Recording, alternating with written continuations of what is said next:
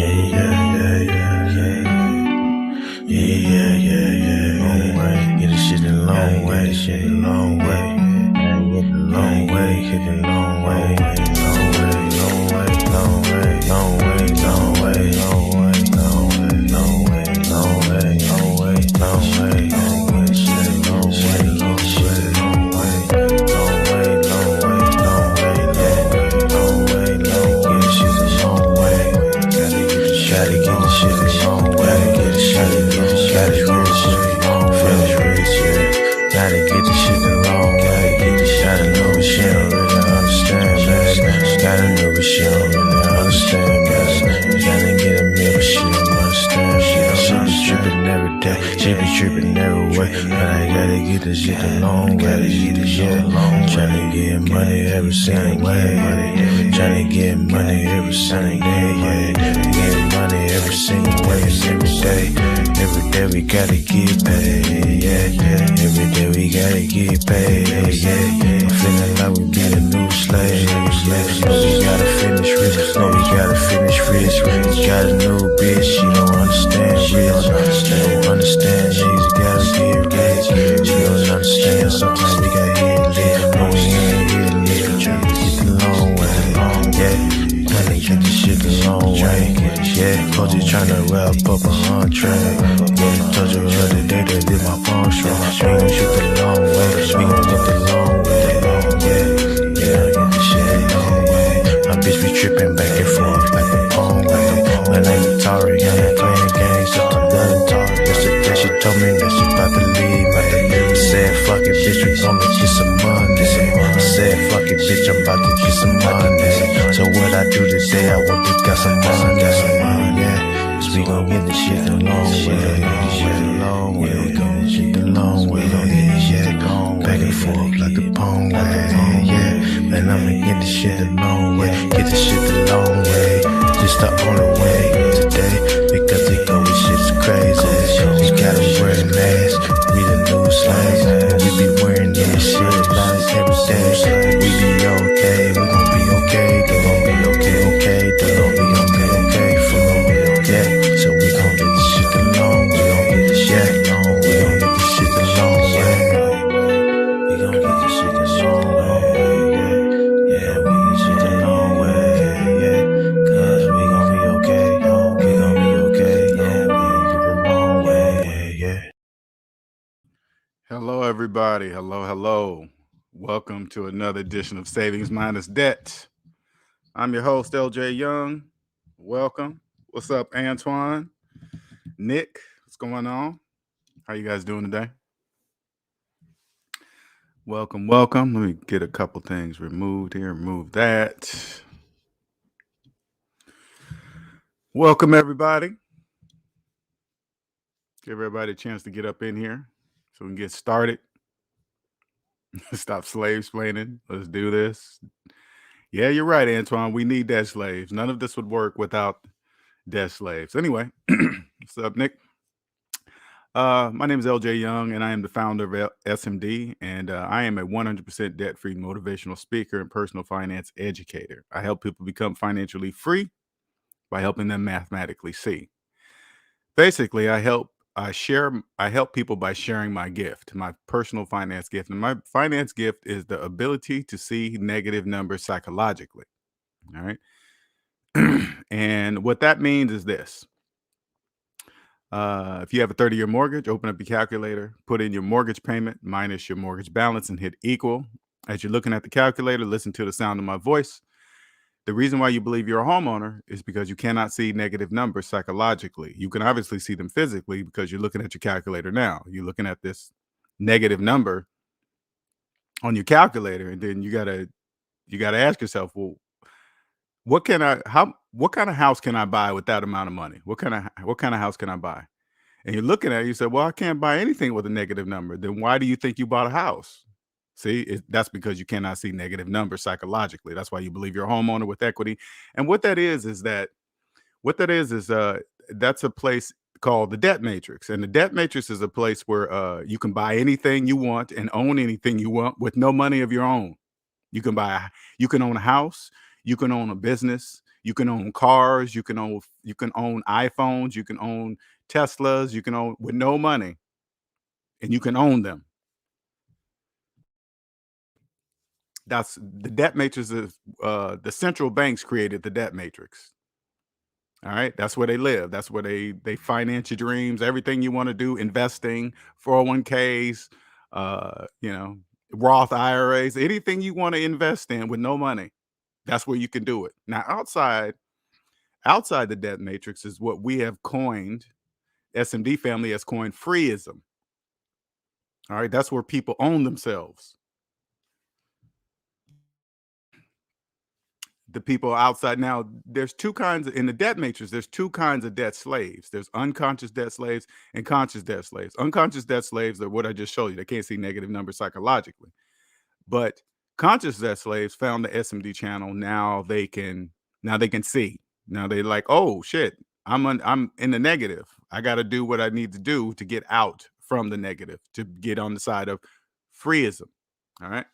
So long story short, that was me. I was a debt slave for many, many years. Okay.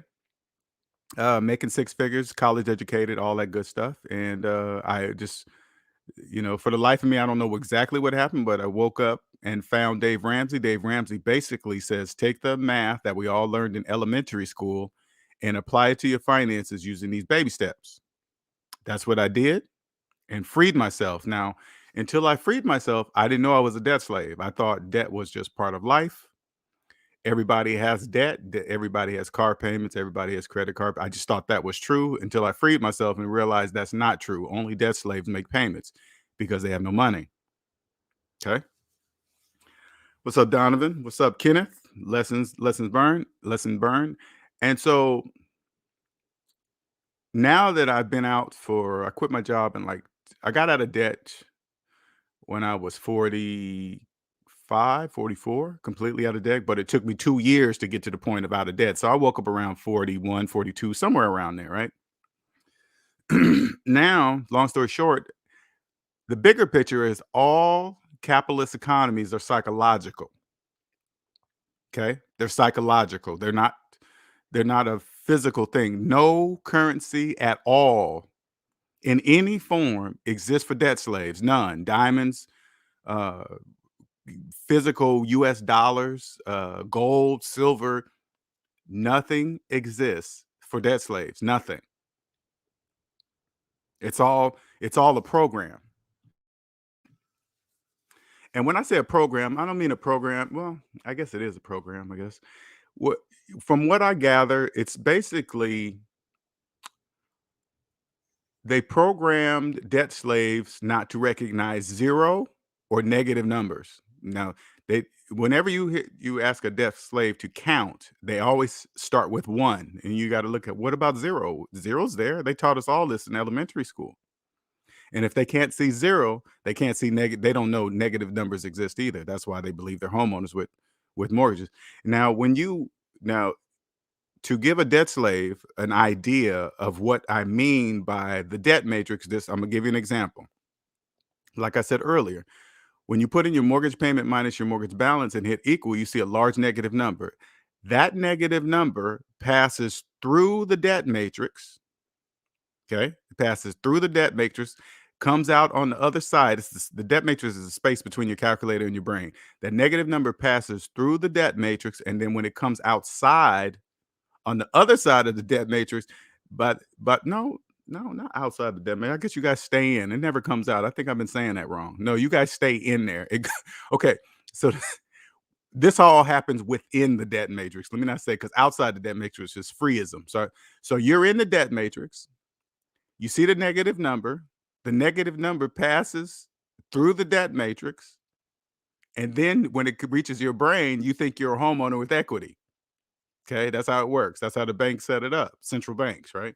Now, even when you talk about the banks, the people think uh US Bank, Wells Fargo, I'm talking about the central banks, the banks that control the banks that you know of, the banks that you can walk in and make deposits and stuff. Those are local banks. I'm talking about the central banks that run everything.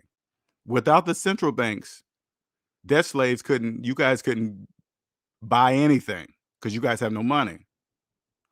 Now, this is a this is a very tough pill to swallow, okay, and grasp, to realize that you are literally living the American dream. You are dreaming. When you look at your calculator, and if you think you bought a house with negative dollars, you're dreaming because you can't. You are living the American dream. So that's the amount of money. Put it this way so you guys can understand how it works when I say no currency exists for you when you're in debt. That's how much money you have. Like if you put in your mortgage payment minus your mortgage balance, that's how much money you have for retirement, to put it to invest in retirement, to invest in cryptocurrency, to invest in gold, to invest in silver, to invest in Bitcoin, to invest in new NFTs. They become, I swear they just be making up shit. They be making up shit, and debt slaves go for it. Now, when you get outside the debt matrix into freeism, you'll know how to work cryptocurrency, NFTs, all this new stuff that you guys see popping out. You'll know exactly how to work it because you'll understand fully that none of it could exist without debt slaves. Like the stock market, it couldn't exist without debt slaves. You guys know that? The stock market could not exist without debt slaves believing they can invest with money that they don't have.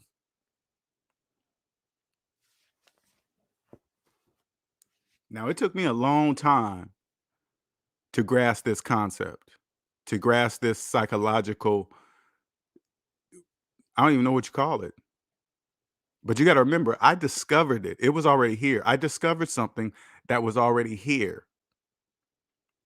It doesn't matter which country you go to. As long as you find out the country or whatever you go to, the country is capitalist. That's all you need to know because you know the basics of it. In all capitalist economies, the majority must be in debt for it to work, period, and not know it. They must not know they're not homeowners with mortgages. They must continue on believing that when they finance an electric car, that they're saving money on gas. You understand?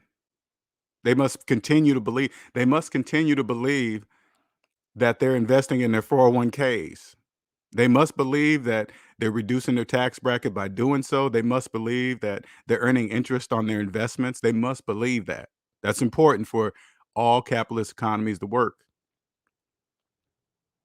All you gotta do is take a step back and say, "Wait a minute, is there a student loan problem in the US? Yes, yeah. What about in the UK? Is there a student loan problem? Sure is, yeah, What about in Canada? Is there a student loan problem? Sure is. You know why? It's called capitalist economies. That's how they trade slaves. First of all, they create slaves by student loan debt. That's how they create slaves. And then in the background, they trade you. That's how they trade you debt slaves. When you have student loan debt and then all of a sudden a new company, you go from one Navient to another company, they're trading you because you're slaves. They can't physically trade slaves anymore.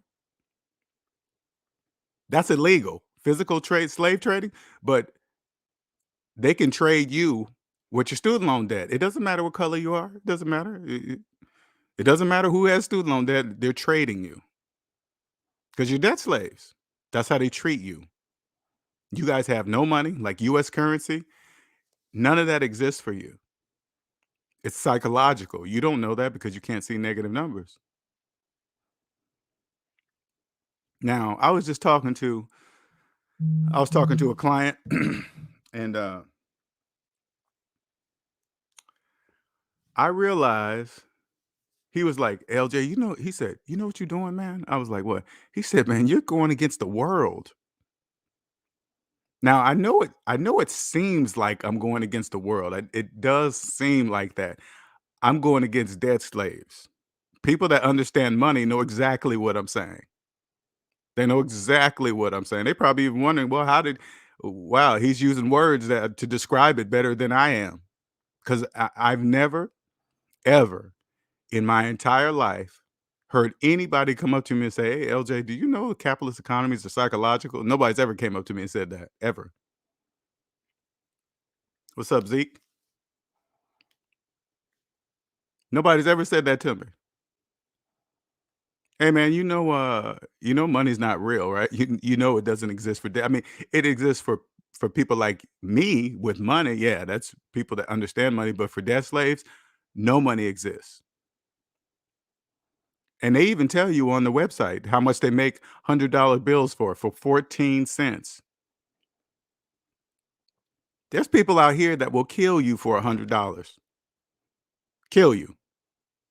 But when you go look at how much do they make that 14 cents? You kill somebody for 14 cents? Mm.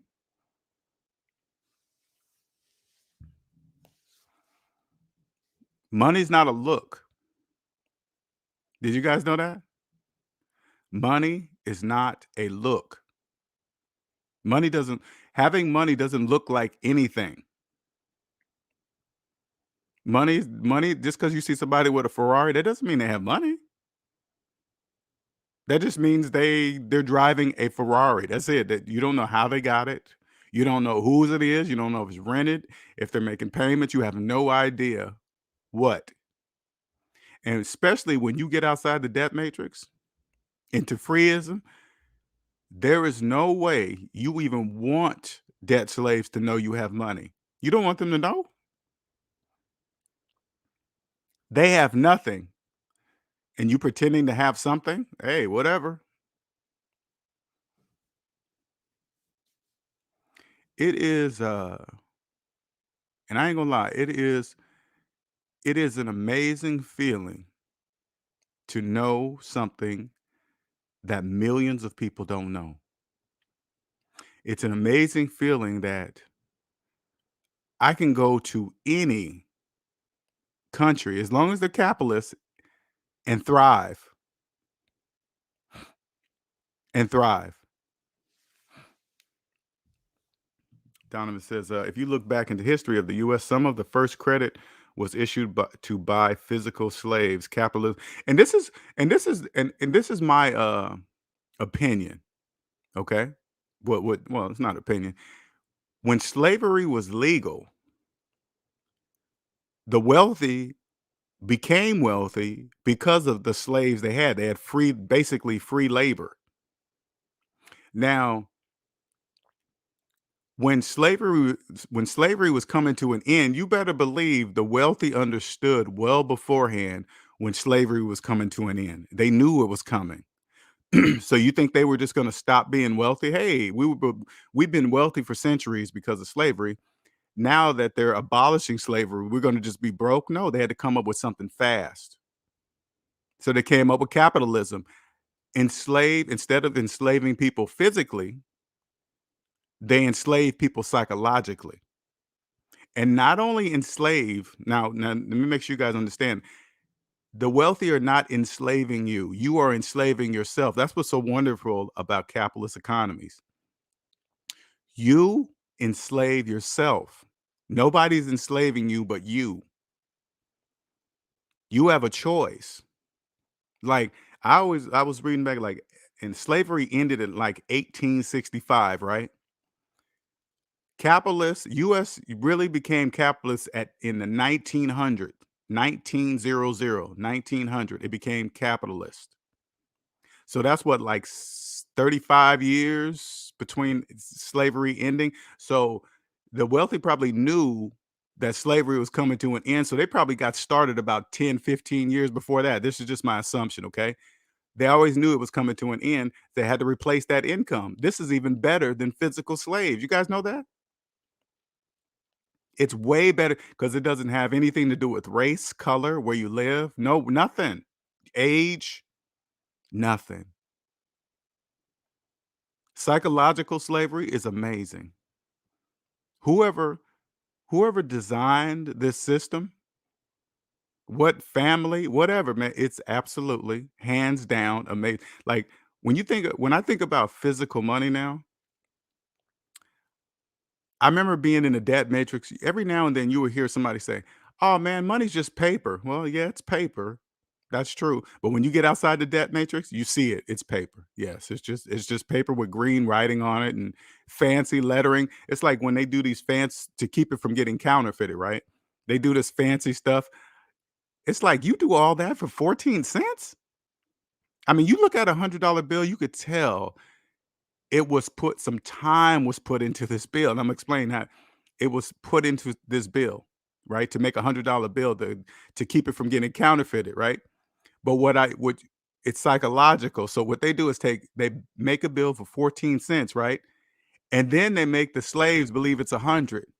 That's a $99.86 profit from nothing.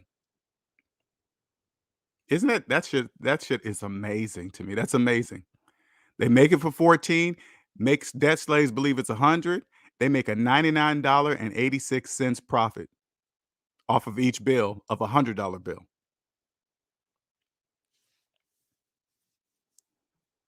Then they said, okay, how can we create slaves, enough slaves to keep this here forever? I mean, I'm just looking from the outside looking in. This is all an opinion, okay? It just makes sense to me.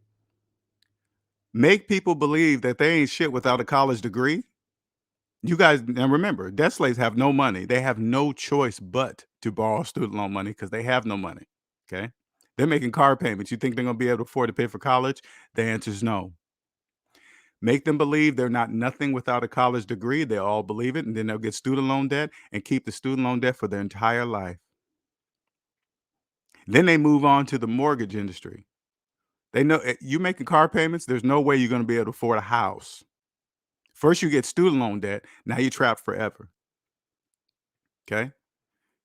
And if you got student loan debt, you most definitely are never going to be able to pay cash for a house ever.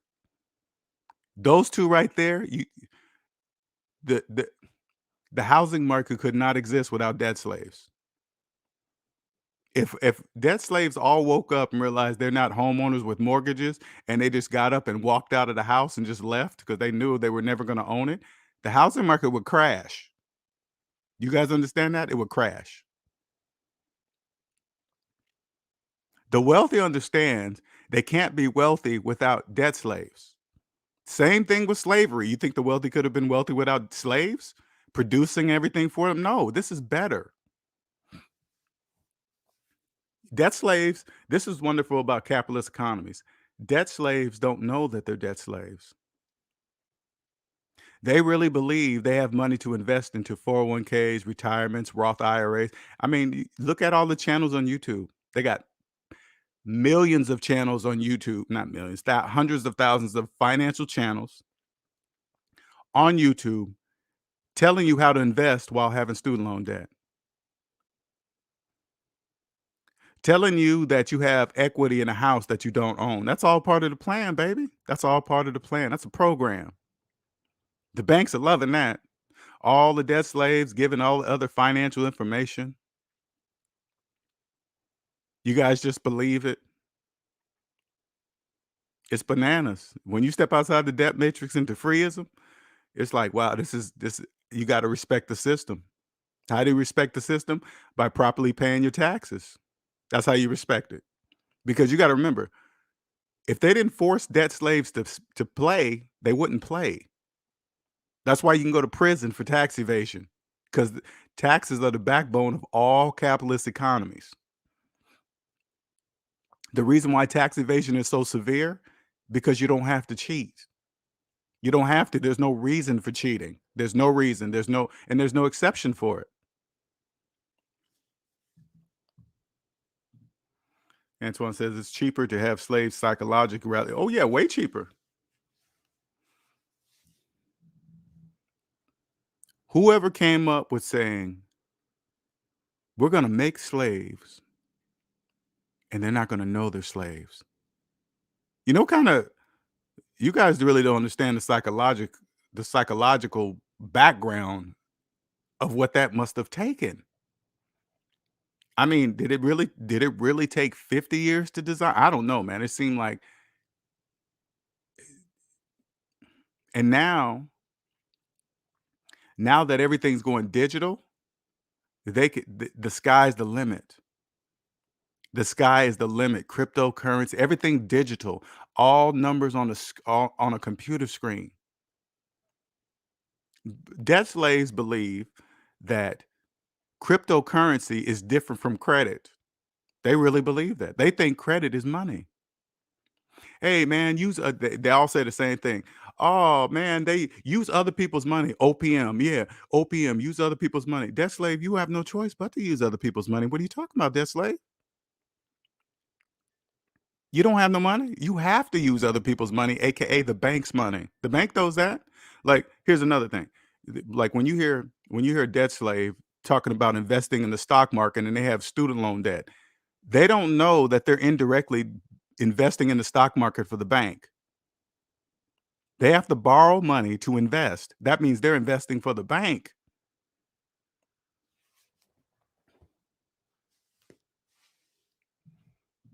Donovan says, "You are correct, LJ. They even thought about deporting slaves at one point. They did think all about this ahead of time. They do the same to." Yes, they do. When you get out of the debt matrix, you're not going to hate the rich. You're not going to hate the wealthy.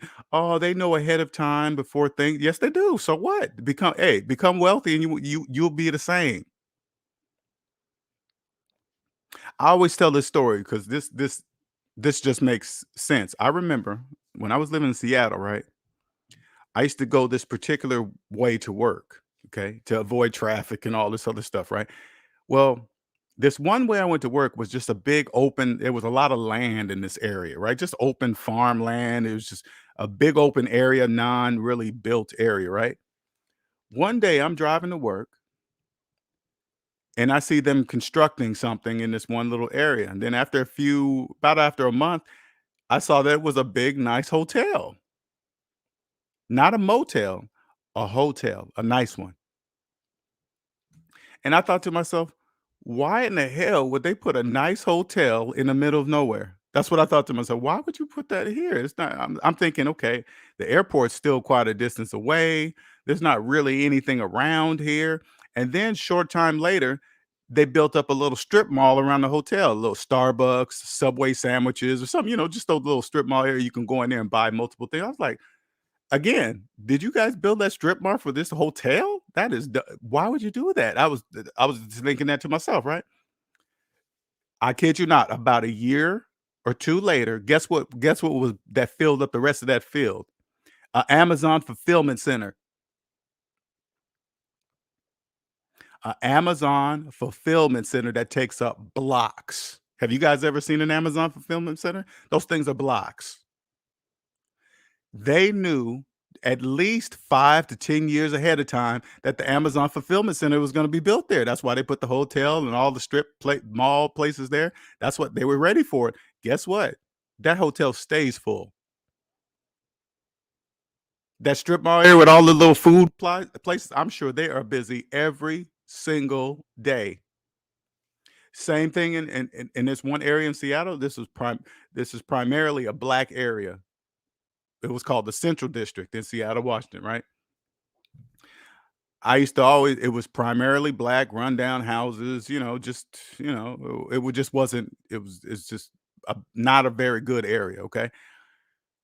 One day, again, here's the same thing. One day there was this field. I used to go ride my bike in this area, do dirt jumps and all this stuff because there was nothing there. One day, Starbucks popped up there. They put a Starbucks in the hood. And when I was young, I was thinking to myself, why would you put, even when I was a kid, why would you put a Starbucks here? This doesn't make any sense. Not saying that black people don't deserve Starbucks. I just thought it was a weird place to put it. You go look at that place now, big high-rise buildings all the way around the Starbucks. How did they know that? Because they are wealthy. People with money understand this what I'm telling you. It's psychological. They know debt slaves have no money. And they know debt slaves don't know that they don't have any money.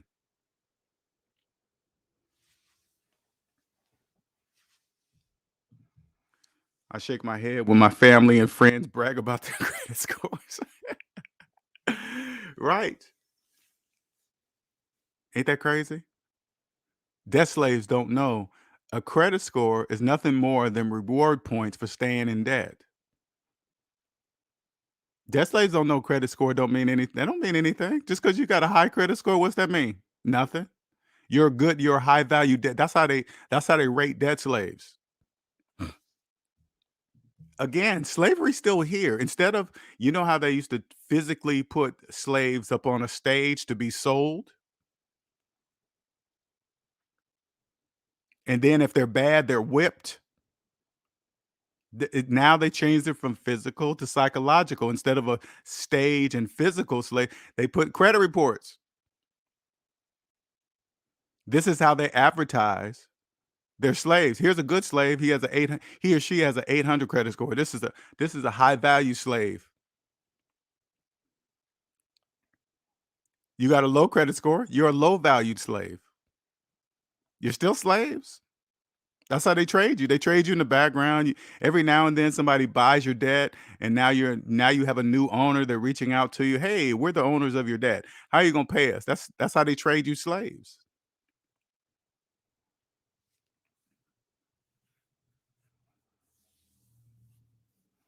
Once you accept this, you'll wake up and maybe no longer be a slave. Man, I don't. It's totally up to you. But if you have student loan debt and your student loan debt is in uh, student loan forgiveness programs, and your student loan debt is older than your mortgage, you're in trouble. You pretty much have told the student loan place that you're going to be paying on student loans for your entire life until you're dead. Yeah, that's what you're doing. They say, hey, you can make payments to us for between 10 to 25 years. We're going to tell you where to work. You make sure you report to us. You got to check in, report all your income, all this other stuff to make sure you don't get kicked out of the program. Hmm. As I even say it out loud as I'm talking about it, man, it's like, do you realize that your credit report is a owner's ledger? You log into your credit report, go past the credit score, and then take a look at the list of all your owners, all those businesses in there that you owe money to, they all own a piece of you. You are the stock. That's the real stock market. You guys don't really understand that. That's the real stock market.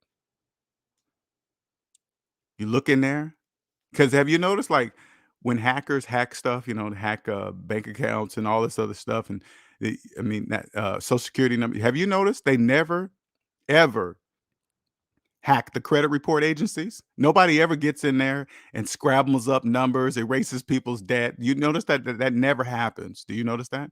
Or they crack the credit report, not the credit report, the credit card, the bank's databases, and erases people's debt or changes numbers. Have you ever heard of that happen? No, and you never will. That will never happen ever.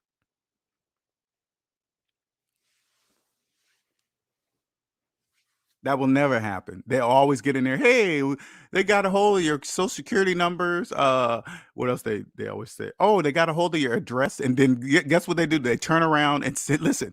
Then they turn around and sell you protection so that doesn't happen to you for your identity theft. That is fucked up.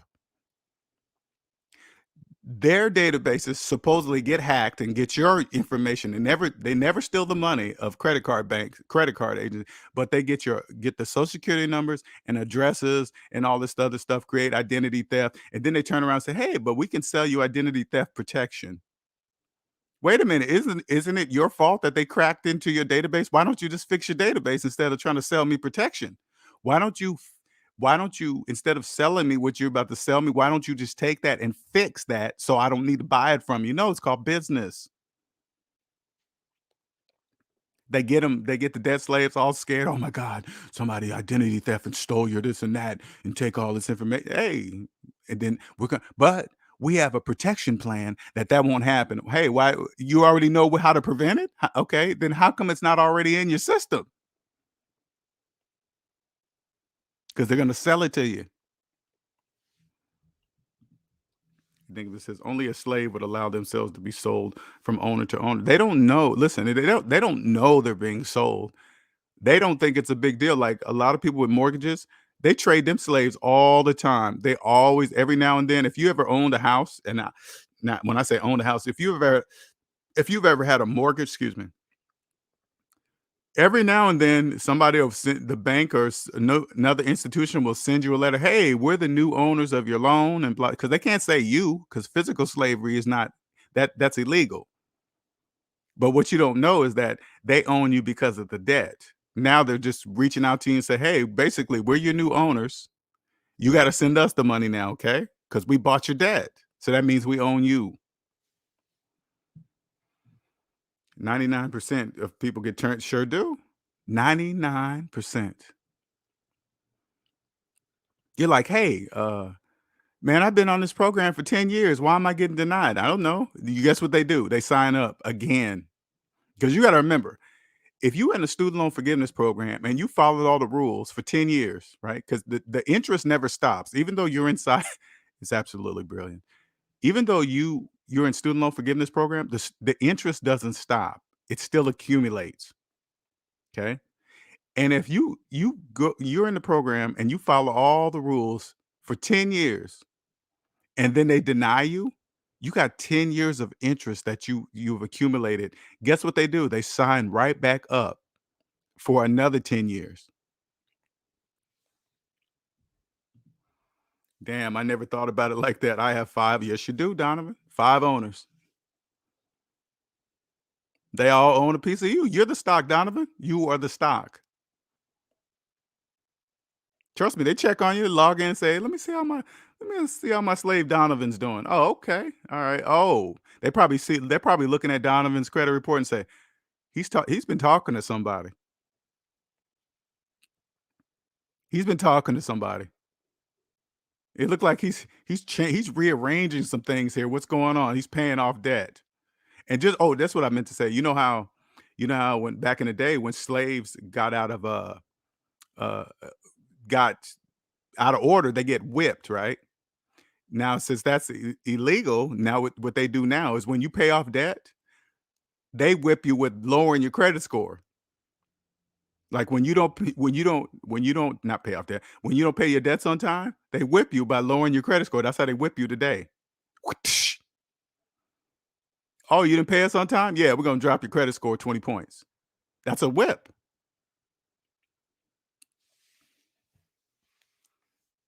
But they don't understand like when you pay your debt off, they try to whip you, for not paying them interest anymore by lowering your credit score. But if you're out of debt, you don't really care about your credit score going up or down. It's irrelevant. It doesn't matter. Being passed around like Pokemon cards. Sure is, Kenneth. Pokemon cards. Sure is. Right out in the open, too. Right out in the open. Debt slaves don't think twice about it. They don't think twice about it. Hey, whatever. Hey, whatever. Oh, I got new owners. Okay. I got to send my payments here. Yes, you do, debt slave. Yes. And then just think when you move, kind of imagine this. When you move, you got to let them know where you're moving. Hey, bank, I'm moving here. Here's all my information. You got to make sure you let all your owners know that you're moving. Like a good slave, like a good debt slave. Make sure you know where all the bank, make sure you tell the bank where you're moving to. Okay.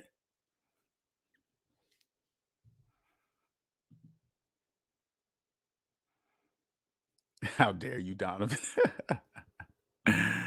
I had to admit that I had to admit this for it to come. I remember speaking to you, Donovan, man. I remember the long pauses. I remember being on the phone with them. That's when you know, okay? Those are called the glitches in the debt matrix. When you start to wake up and it starts to click because you don't when people pause, they don't know that they're pausing. It's just kicking in. They're like, oh shit. I didn't. That's like when I said, "Hey, your credit report is a AKA owner's ledger," and then you go in there and see a list of all your owners. Nobody ever told me like that. It's like, wait a minute, that is true. Yes, those are all your owners. They own you until you pay back their money. You can't just take their money and leave. I mean, how would you like say like you owned a business and you loaned some money to somebody and they just decided they were just gonna leave and not pay you back. You wouldn't want that to you, would you? Hey, that's the same thing. LJ, I tell you, I had to say it out loud for it to be real. I am a debt slave. And that's true. And I'm glad you said that, Donovan. I want people to understand that part is true.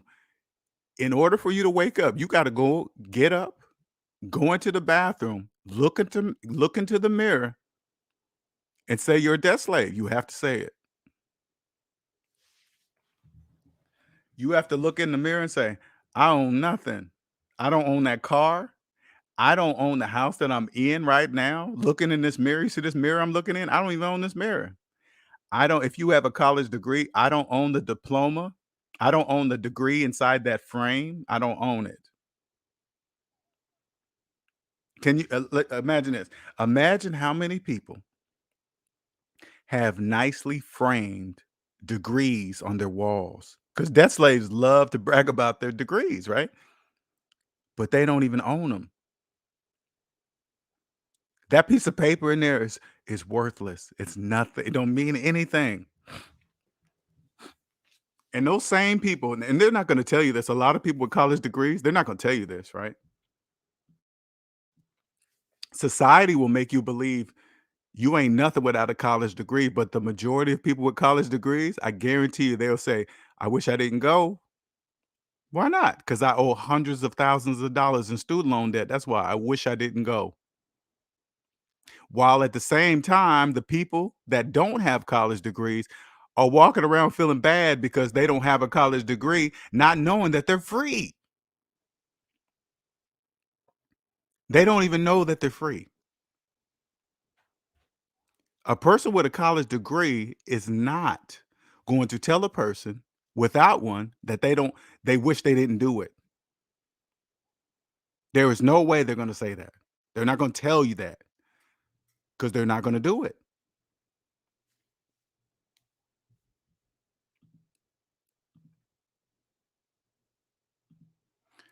Donovan says the only way for me to get serious about leaving this was the only, oh yeah, that was the only way. That's the only way.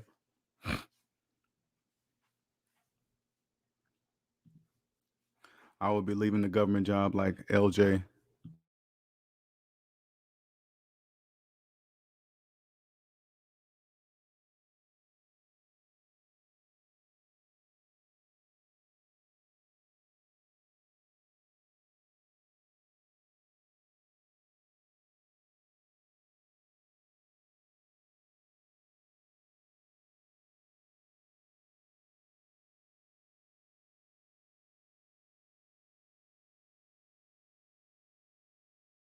It is a hard pill to swallow for sure.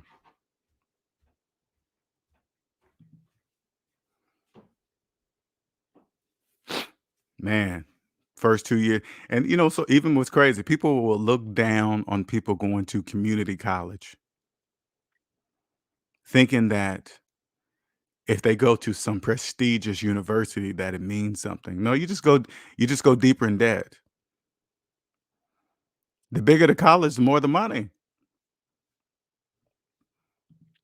Nick says, people ask me if they should go to college, and I say, you better major in something that you can make you a lot of money so you can pay back those loans or get a scholarship for sure. Because I'm not saying don't go to college because you ain't got no money. And I'm not even saying don't get student loans. I'm not even saying that. I'm saying like this. If you decide to go to college and you go to college for 4 years and you go to college using student loan debt, you give yourself a maximum of 4 years to pay it back. When you graduate, hopefully, and if you have this mindset, you know that I got to pay this money back. And when you graduate with your degree, you understand that you now have the time is ticking. You have 4 years to pay back every single penny maximum. Could you imagine how many people went to college for 4 years and paying on the student loans for 25 years, 30 years, 50, 40 years, 50 years, a long time, and went to college for 4? You imagine the return on that. Imagine the return on student, because somebody's getting paid, believe that. College loan money, that somebody's getting paid. You gotta have money to get into that investment right there. That's guaranteed bread. There's damn near no investment better than the student loan money. That's guaranteed money because people will be paying that until they're dead. What's up, Javon? Because you went to college for 4 years. That's why I say 4 years. If you go to college for 4 years, give yourself 4 because it just makes sense. Okay, 4 years, all right, cool. I went to college for 4.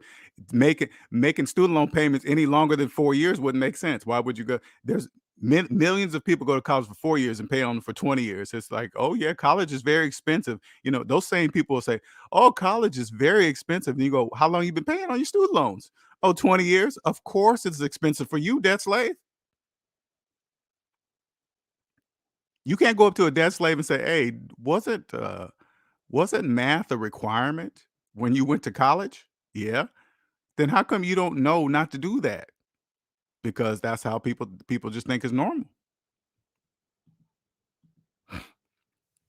And I was having, like I said, oh, shout out to HQ for the dollars. Thank you, sir. Appreciate you. Thank you, sir. It is I think it was HQ, wasn't it? I'd be getting people's names mixed up from names on here and real names, right? I noticed, like, when I have a few clients now that we talk, they sign they sign up for a monthly call with me, right? And the reason why they do that is because during this transition from the debt matrix to freeism, which SMD coined freeism, it's a very tough transition. It's a very tough transition. You're going into a world that not many people know about. So you're going to have a lot of questions, but you can't ask any of your family and friends because they're caught up in the debt matrix. They're caught up. They don't know. They think you should have. It's okay to finance houses and cars. Your success. They deem success if you have a good paying job and a mortgage and a nice car and a family and a house, but you're deep in debt. But they still think what they see is success. They own nothing. You're welcome, Brother Truth. The transition is tough, but I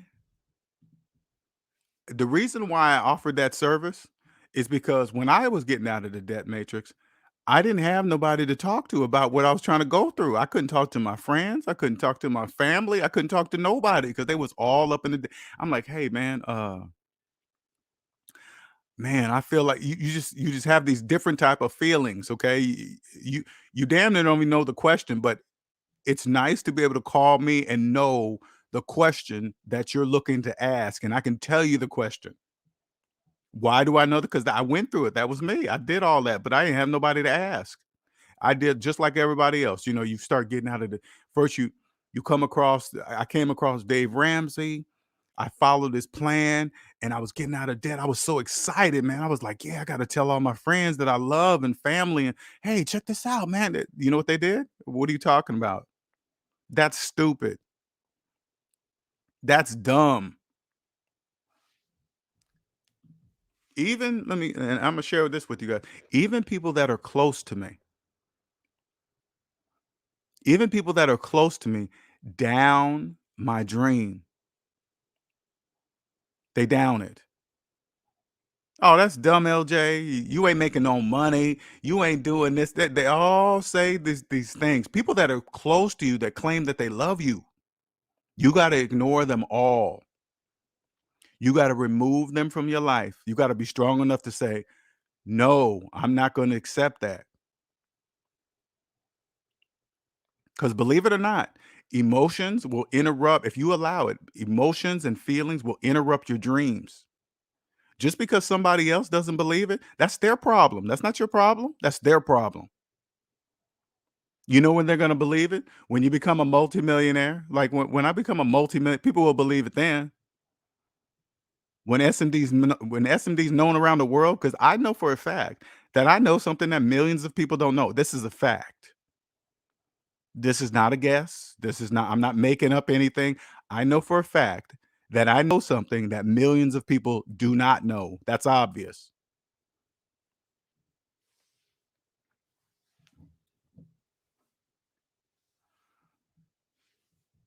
What's up, Gabriel? Student loans were created in 1958, compete with Russia during the Cold War to make it affordable. To make it affordable. When you step outside into freeism and see what capitalist economies really are, you just say, hey, student loan debt problem in the US, student loan debt problem in the UK, student loan debt problem in Canada. You know why they all have student loan debt problems? Because they're capitalist. Each country probably said, "Hey, man, you know how much that country's making off of student loan debt? How about we do that?" And we disguise it as help. Hey, we're here to help you. We want everybody to have a college education, bloggity blah. And it's still helping. Don't get me wrong, it still does. But they're saying, hey, but if we give you this money, you got to pay it back. You can't bankrupt it. You can't write it off. You can't make it disappear. You can't do nothing. The only way you can make it disappear, you gotta pay it back. If currency doesn't exist for them, how do they escape? They got to pay. The reason why currency doesn't exist for them is because they're in debt. They got to pay their debt off. They're in the negative. Currency cannot exist for people in debt.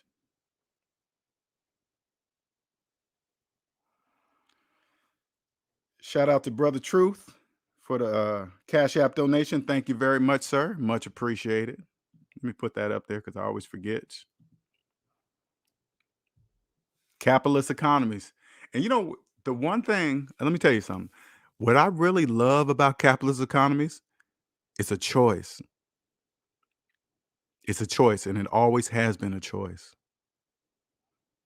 You choose to trust the calculator or you don't. It's totally up to you. If you believe you're a homeowner with a mortgage, that's a choice. You're choosing that. You're living the American dream.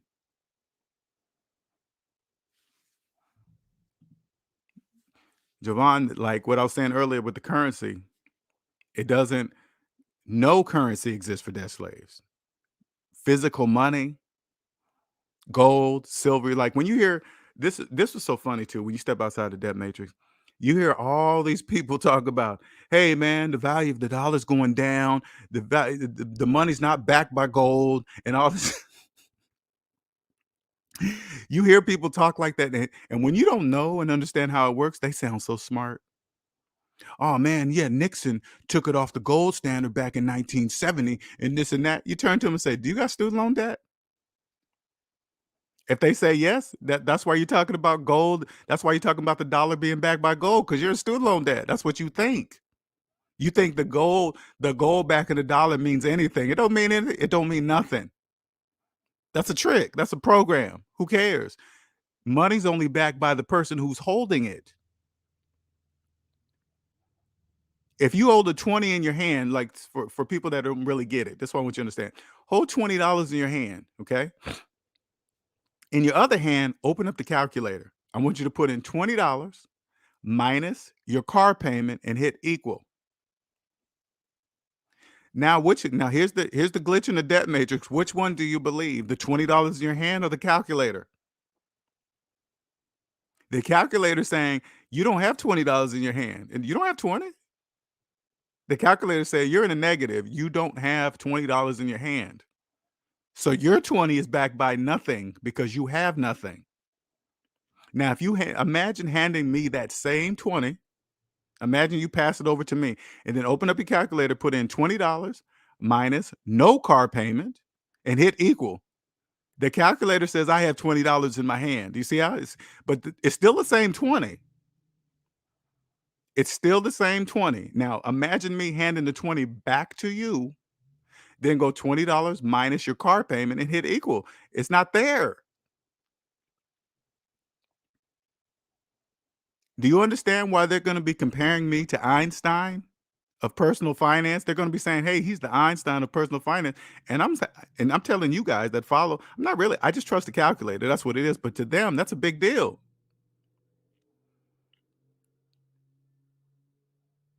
This is how I know SMD is gonna be known around the world. Do you guys understand? I'm calling it out before it happens.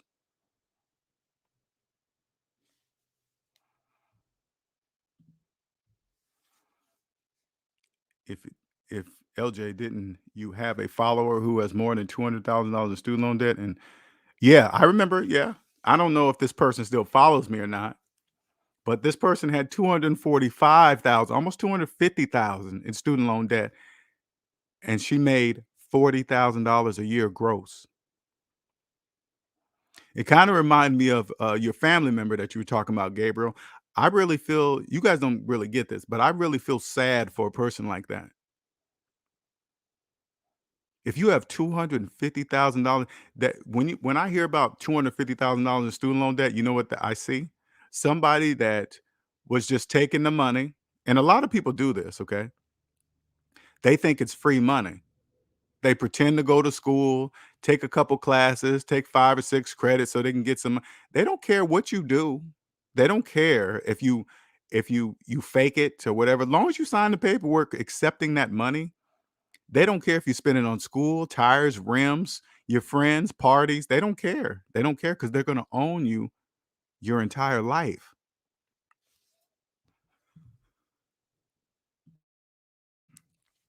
You know what kind of deal that is? To give you like $20,000 to own you for the rest of your life?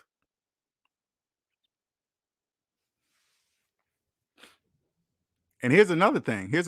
You guys gotta understand how debt slaves are made, okay? You guys gotta really understand that. Like, PPP fraud, okay? PPP fraud. Here's here are people, you don't have to know anything. These people are getting thousands of dollars, thousands, hundreds, some into the millions, millions of dollars. Just making up fake companies. Hey, yeah, this is me. I had 600 employees and just making up shit, just making, and all of a sudden they're sent a check. No checks or nothing. You know why? Because that's how much they bought you for. If somebody takes, let's say it like this, somebody in student loan debt steals, let's just go on the low end, $100,000 in PPP money fraudulently. When they're done with you, you're gonna owe them way more than $100,000 once they catch you. The money plus penalties and fees and wire fraud and all this other stuff, you're gonna be owned for the rest of your life. And then they put you into, if you steal too much, they're gonna put you into a private prison and they're gonna make money. Private prisons are profitable. It's all a connection.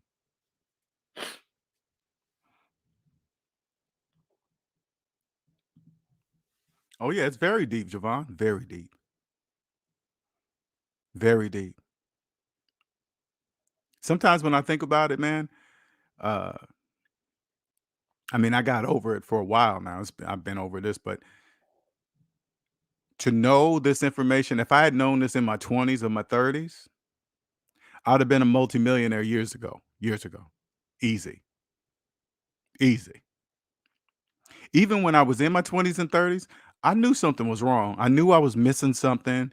It wasn't because I needed a rich uncle or a rich auntie or some kind of inheritance. Once you get out of debt and understand how it works, say like you haven't even had any kids yet, right? And this is how the rich do it, the wealthy do it. Then all of a sudden, when you have a kid, guess what they do? They get insurance policies while they're kids. Now the insurance on the kids, the insurance policies are not for the kids themselves. It's life insurance. So when they pass, that money can be passed to their children. But as a kid, when you grow up, you have this insurance policy, life insurance policy on you. Your parents put it on you, and vice versa, and so on and so on. But as you're growing up, your parents are going to teach you how about money. So when your parents pass and you get this money, you're not going to just blow it off. You're going to know what to do with it. They they don't have to work. They know how it works.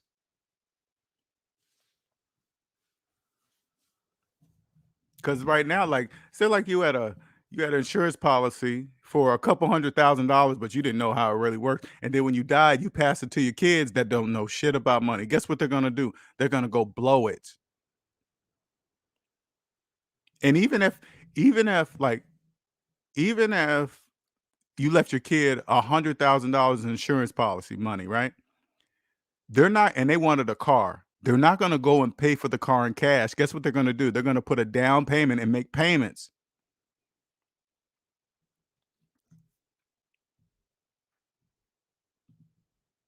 That sucks, poor soul. But hey, LJ, invest or pay it off. Yeah, you got to invest in yourself.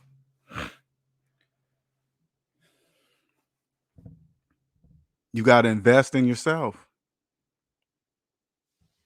Appreciate it, Antoine. Man, this is just what honestly, this is what I do. Don't get me wrong. I every now and then lately, I've been getting very impatient. Not with people, but I know my gift, and I know what my gift is worth. I do.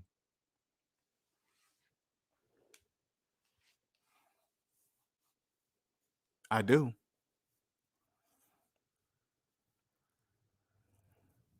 I've had to make some, and I'm still making some decisions. I've had to remove some people close to me from my life because they're interrupting my dream because they don't see it.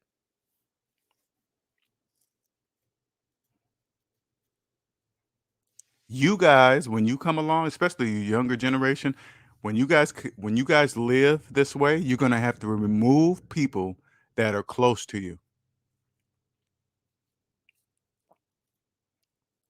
because they're gonna down it. They're gonna talk about it.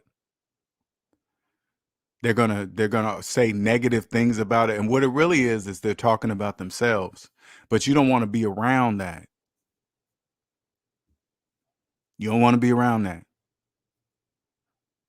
You got to remove that. And it's gonna be hard. Say like you're in a relationship and you guys were both in debt, and then one of you guys wakes up and say, "Whoa, we don't own nothing. We don't own anything."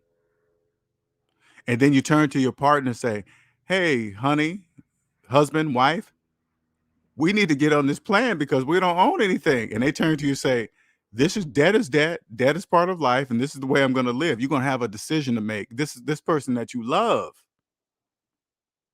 may have kids with, may be married to, may have lived with for the last 10 years of your life. You're going to have a decision to make. Now, the first thing you probably do is you're gonna try. You're gonna be like, well, I'm gonna try to convince them that this is the right way. But they're gonna be like, who do you think you are? You think you're better than me? You think you know more than this, that? No, you're gonna be like, no, no, no. I just trust the calculator. That's it. No, baby, no, I'm doing this for us, both of us. But when they don't come around and you see, first you're gonna have to accept that they're not coming around. You have to accept that. That's gonna be very fucking hard, very hard. You're gonna have to accept that they're not gonna come around, and you're gonna have some choices to make. Am I gonna be free, or am I gonna live with this for the rest of my life? Because if you decide like, well, Imma just do it, Imma be debt free, and then they'll follow. You know what they're gonna do? Oh, since you don't got no bills, you can pay for mine. You got plenty of money to pay for my bills. You're gonna be like, Or you could, matter of fact, since you paid off your debt, you could pay off mine. Well, no, part of the process is paying off your own debt. That's the part of the process. You got to feel what you spent. Clarence says, "Here's a question with the way the middle high school system is going. Would you rather private teach and send them to trade or stay in the school system?" This is what I say, and that's a very good question, Clarence. Very good question. I say it like this: you always hear about the public school system training. It's not teaching you something, or it's not. That is true. They're teaching how to become a worker. They're teaching you how to go into the workforce and be a worker in our capitalist society system. That is true. But also, what people got to remember is that what I teach, they taught us this in elementary school. I always tell people this. When I was in elementary school, we had chalkboards, right? Above the chalkboard was a number graph. Zero was in the middle. Now, if I'm looking at it, zero's in the middle. Positive numbers were on the right of zero. Negative numbers were on the left of zero. They taught us this in elementary school. And I remember my teacher, we had some play money. She gave me $1 and pretend dimes, pretend dimes. Says, "Hey, yeah, you take $1, you add a dime. Now it's $1.10, Linnell. Okay, but now if I take $1 and take away a dime, what do you have? $1." They taught us this, and then he said, "Look up on the graph. What happens when you take? Which way is that going? Oh, that goes to the left. Okay, now you have $1." Have you noticed that they didn't teach us those math and money games no more out of elementary school now? Because you know what they did? It's up to you to apply it to. They taught us that. They said, "Hey, this is what you do with money." Now, if you decide to ignore what they all taught us in elementary school, that is your problem. Now, I think about it in school. They teach you basics. It teach you basic skills how to function in this society. What you do with that information is totally up to you. You can either be a worker, which the majority must be. In all capitalist economies, the majority must be in debt and the majority must be regular workers in order for it to work. That's a must. But you can choose which side of the economy you want to be on. You can be on the negative side or the positive side. When you hear people talk about the system and they say it's good or bad, you got to ignore them because they're adding their feelings about the system. The system is just the system. It's just there. It doesn't favor anybody, the financial system. It doesn't favor anybody. It's just there. It favors those who trust mathematics. It favors those who trust the calculator.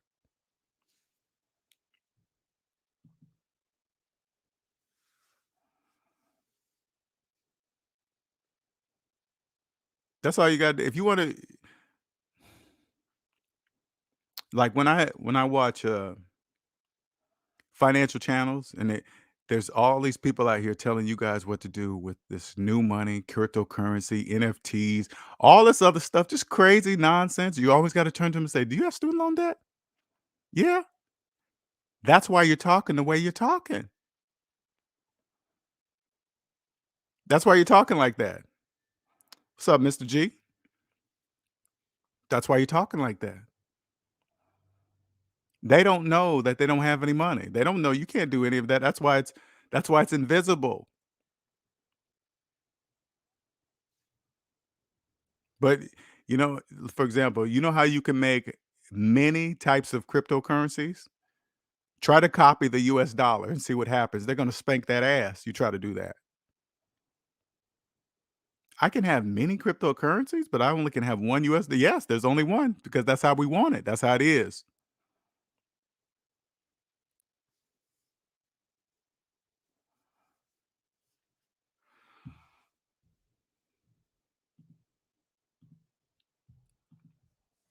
That's why no currency. That's the crazy thing about it. No currency exists for debt slaves. None. You know how powerful that shit is? They look and say, "Hey, I wonder how much my gold is doing. Let me go check." They Google and say, "Oh, gold is going for 1,800 an ounce. Do you got student loan debt? Yeah, gold ain't going to 1,800 an ounce for you. What are you talking about? You ain't got no money?" That's a trick. Hey man, the right thing is to invest in silver right now because they're saying you got car payments. Yeah, then what are you talking about silver for? You ain't got no silver.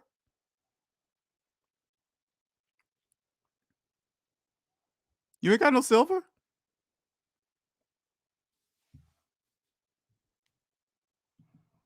Try to copy the original Bitcoin, Mr. G, Mr. G, sir. And I'm saying this respectfully. Pay off your student loans before you start talking like that. You don't know what you're saying when you say that. When you talk like that, you think Bitcoin's real. Bitcoin ain't real. Show me one. Put it in my hand. Put the Bitcoin in my hand.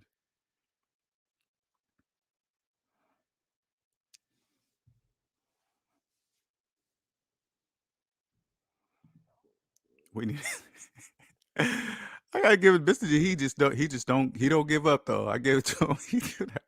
Every time he starts getting into these thematics, what books, who to watch, I'm like, hey, Mr. G, you pay off your student loan debt? Nope.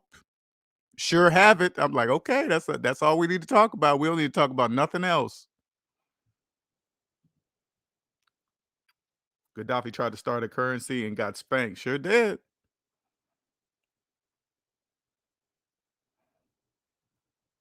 Do you know, like, you can go to here, you get caught copying US currency, you can go to prison.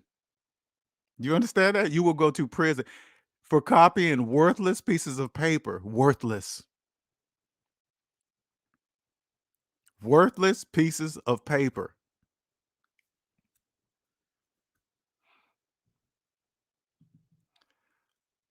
I'm not 200K in the hole. That's insane. What, Mr. G? It doesn't matter if you're $1 in student loan debt. It doesn't matter if you're $1.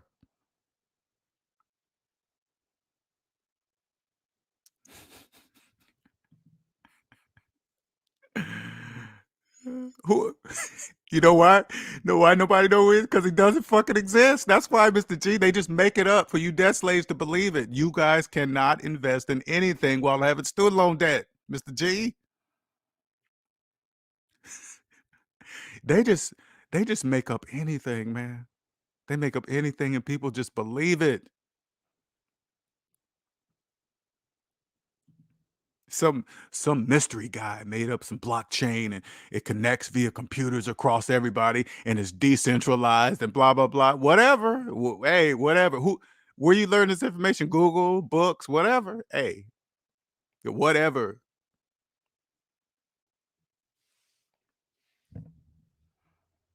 Mr. G, this is what I strongly suggest you do. Anybody that you may watch on YouTube, anybody giving you information on Bitcoin, I strongly suggest you ask them, do you have student loan debt? Are you making car payments? The phone that you're talking to me on, yeah. Are you making payments?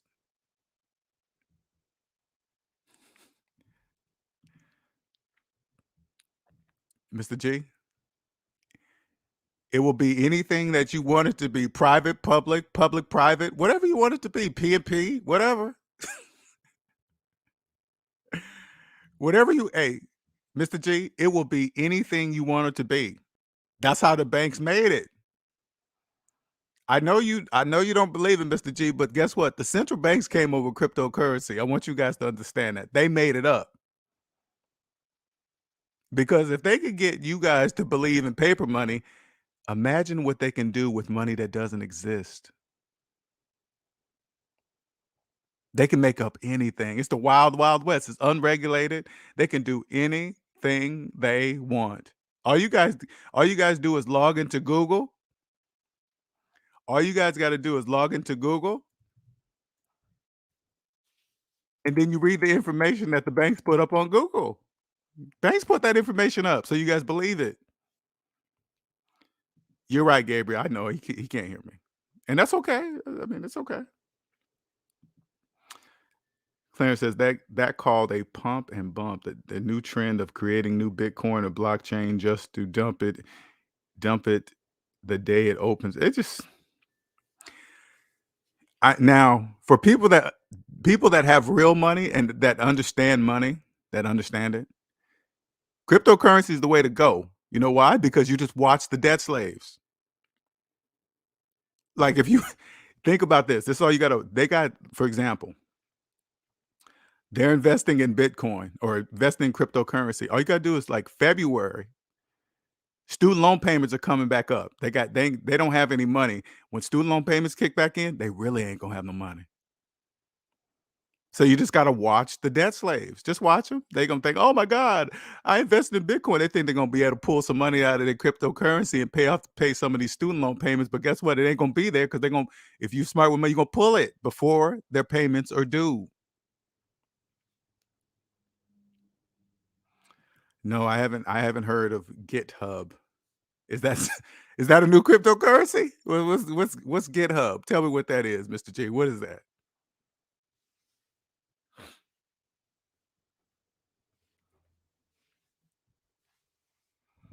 What's GitHub, Mr. G? What is that?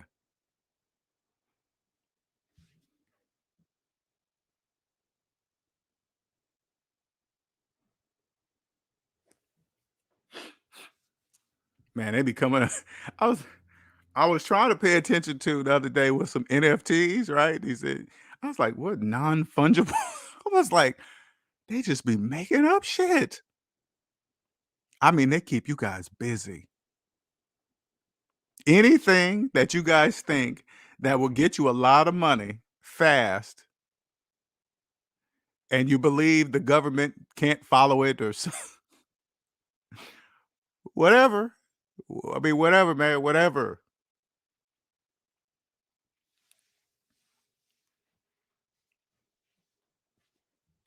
And then the majority of these people come up and say, then the majority come up and say, man, I'm gonna get in, ride this wave, man. I'm gonna get. No, you're not. No, you're not.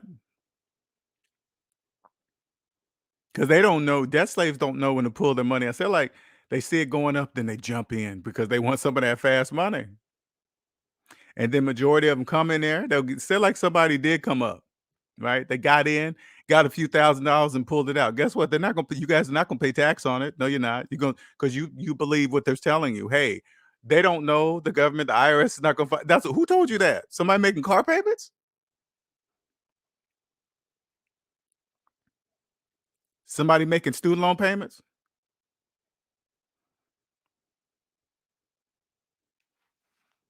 Those of you guys out here thinking that you're missing out on investing in cryptocurrency, I strongly suggest you do this. Anybody, anybody, these are the questions that you need to ask this person. So let's stick on Bitcoin. Anybody telling you to invest in Bitcoin, this is what you say. Do you have a whole Bitcoin? Or do you have Bitcoin crumbs broken up into Bitcoin pieces? Because you got to remember, debt slaves couldn't play if they didn't break Bitcoin up into Bitcoin pieces. If they said the only way you can play is that each of you guys you have to buy a whole Bitcoin. How many debt slaves you think could play Bitcoin? They wouldn't even hear about Bitcoin.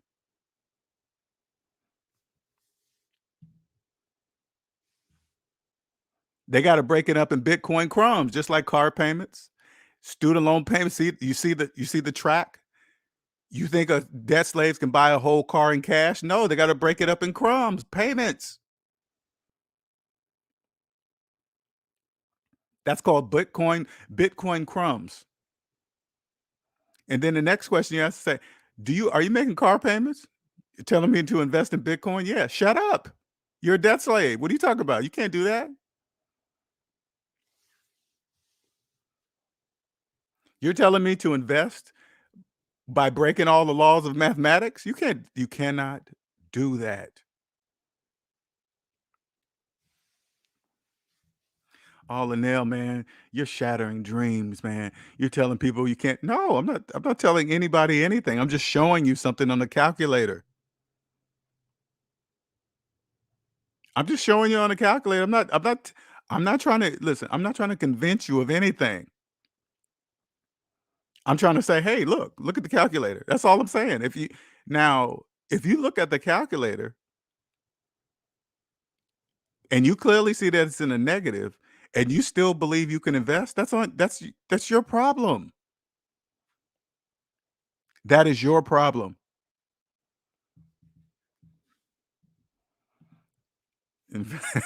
Investo says, S&D, I stopped watching your channel for a few weeks and went back into being a debt slave, shaking my head, coming back to get right and work on paying. You know what, Investo? Let me tell you something, man.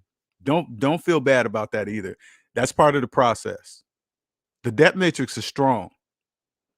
I want you to recognize that you did that. So you can understand the power of the debt matrix. It's like coming off of heroin. You ever watch these intervention shows and they're trying to get them to quit heroin or whatever drugs they're on? It's the same thing. But the drug addicts are the people around you every day, the people that love you, your coworkers, everybody. Mr. G, Mr. G, Mr. G. Bro. What is up, Mr. G? Yo, how you doing, bro? I'm doing good, sir. What's going on, man? I'm fine, man. I love your stuff, man. You know what I'm saying? You are one of my favorite channels on YouTube. I just wanted to say that because, it's good to see people exercising different schools of thought as far as finance and everything. You don't find everybody on here just telling you straight like it is, like no chaser. Everybody else is going to try to lead you down a rabbit hole into how to get rich overnight, get something for nothing. And that's not necessarily how it works. It doesn't work like that with Bitcoin either, man. Tell me about Bitcoin, Mr. G. All right. Well, okay, so here's the thing. Right now, we're seeing everybody, they're looking at their bank accounts, seeing how much they can necessarily grow them to. And basically, there's no way of gaining interest, right? The environment that we're in right now, it's not necessarily a recessionary environment. And listen, I'm not talking about, let me just frame this correctly. I'm not talking about, low income workers, kind of middle skilled people. I'm talking about necessarily people over the K shape, right? People that make, I want to say $40,000 a year, single people that make $40,000 a year and better, right? So it's not necessarily for the lower income skilled people. And you can still make more than $40,000 a year and be up to your eyeballs in debt. You know what I'm saying? That's why I follow channels like yourself because, I got a lot of people that I see on a day-to-day that, they clearly, they're up to their eyeballs in it, but they don't see. So it's like with Bitcoin, it's a savings mechanism. It's not necessarily a get-rich-quick scheme. You'll never hear, guys like me necessarily coming out and saying, you're going to get rich overnight with this new technology. But, that's the part that I really want to emphasize. It's like it's a technology. It's not necessarily a coin that you can put in your hand, but Bitcoin is an amalgamation of technologies that have been around since, like, let's say the 80s and the mid 90s. And with the formation of the internet, a lot of these technologies have been put together to make an open, decentralized system of accounts. So now Bitcoin is not like, okay, I have 5, 10 Bitcoin, I'm rich.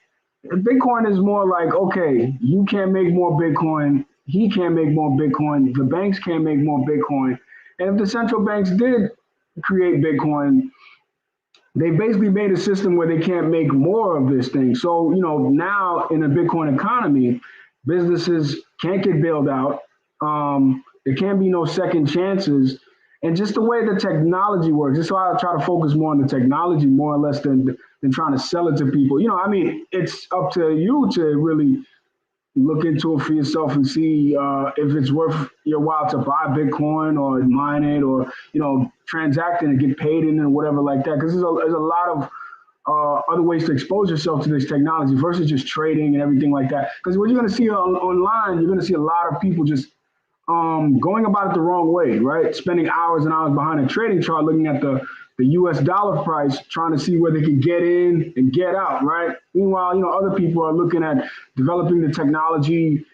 I'm currently actually running an experiment right now where just a hobby of mine. This is what I do on the side, right? It's like you can transact in Bitcoin as far as like transacting value, and this is outside the system, right? So I'm not necessarily saying right now I'm going to buy a house or anything like that for Bitcoin. That would be kind of foolish, but I can send family members back home, right? Because I'm not from here. I can send family members back home, value outside of the banking system. Like, say I want to send $1,000, right? Because typically, like from my point of view, my experience here in America is like I have ties back home. I got family that I still speak to and everything like that. So if I send like some money or something like that, like for Christmas this year, for Christmas, I might send like $100 to a cousin or something like that. Did good in school and that sort of thing. So I'll probably, instead of going through Western Union this year, we'll set up a Lightning wallet, and I'll be able to transact to him a value in Bitcoin, which he can save over time, and which is definitely going to increase in value against the US dollar. So when you see these large spikes in price against the US dollar, it's not necessarily saying Bitcoin is changing or the amount of Bitcoin that you possess is increasing. No, it's just the currency, the national currency is crashing against Bitcoin, basically seeing the price go up and down. There's manipulation in the market, right? But as far as the core code, it hasn't really changed. So it's like I'm a little bit of a geek, right? You know what I mean? I'm not a professional, right? I drive a truck. I'm a blue collar guy, but I found this to be my hobby where I like in another life I probably would have been doing this. So that's why I advocate so hard about Bitcoin. But it's a savings technology, LJ, and then that's why I say, me and you are more alike than in more ways than one, right? Because I believe Bitcoin, using the public and private key technology, it gives the user it gives the user actual possession. And what I mean by actual possession, it's an intangible method of possession, right? So how Bitcoin is protected is these public and private keys, they're computationally hard to reverse. And if you can't jump over that fence, or if you're not willing to jump over that fence, where trying to understand what computationally hard to reverse functions are, then it's up to you to really look into that. But honestly, more and more people are shifting towards looking under the hood of how Bitcoin and a lot of these other things work, right? Because once you look under the hood of Bitcoin, yeah, you can create your own scam coin and have people pump it, and the price will go up and down. But the core technology behind Bitcoin is like a first generation technology, and it hasn't changed. And it's a superior system compared to the debt matrix that we have now, where people are being led forcefully to jump into 30-year mortgages, right? And people just are not going to be able to navigate this new When you economy say that we're in. what do you mean by forcefully? I don't get that part. What do you mean? All right. So when you say since 1971, we've lost. They put a gun to your head and say you got to take this mortgage? Not necessarily take this mortgage, but spend this money and not be able to transact. How do they force you? How do they force them to take a mortgage? How do they do that? Well, not necessarily take a mortgage, just basically transact in the currency. You could buy any goods and services.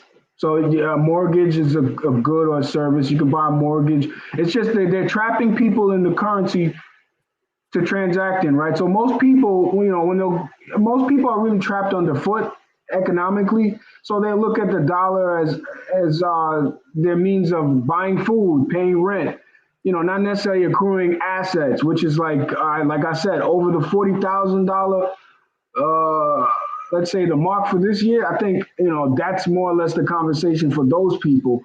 And for people under the $40,000 a year marker, I think the conversation is to be able to. You mean $40,000 a year they make? In income, yeah, in income, because that way you'll be able to have. What makes you choose 40? Why you keep saying 40,000? Why is that? Why you keep saying that number?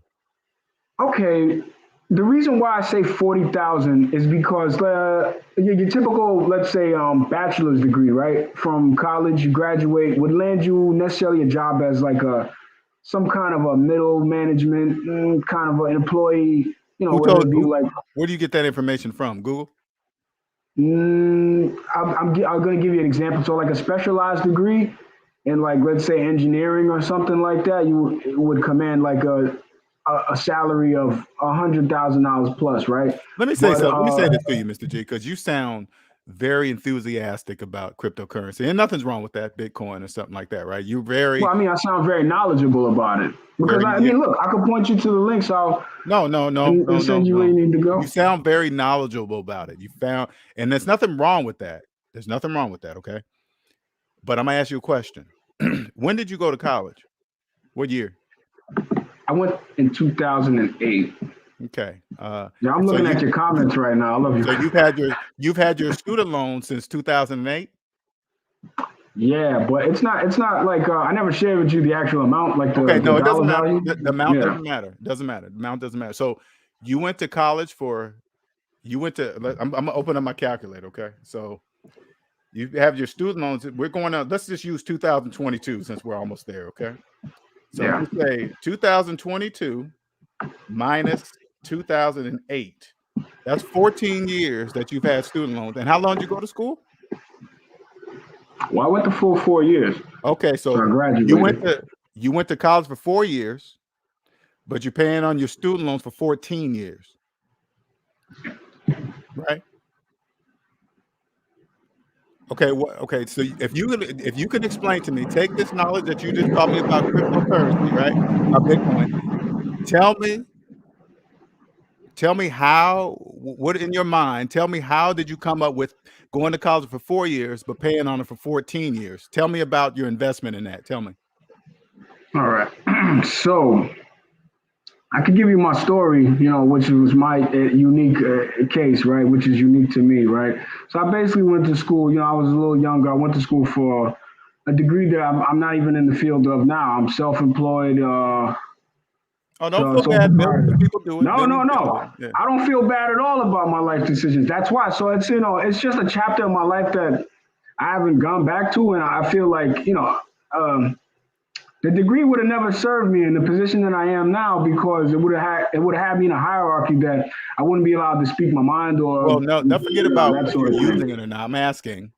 This is my question. It's very specific. Why did you go to college for 4 years and decide to pay for college for 14 years?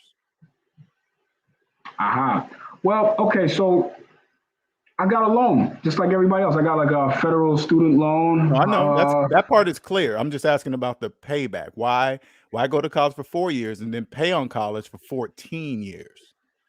I understand. That's not necessarily the smartest decision, right? Because if you have the means of paying it off immediately, get out of debt immediately. That's why I agree with you 100% on something like that, right? But my reality at the time was, I went through a few life circumstances, right? Everybody goes through those through my 20s, and recently began to recover as far as financially within the last few years.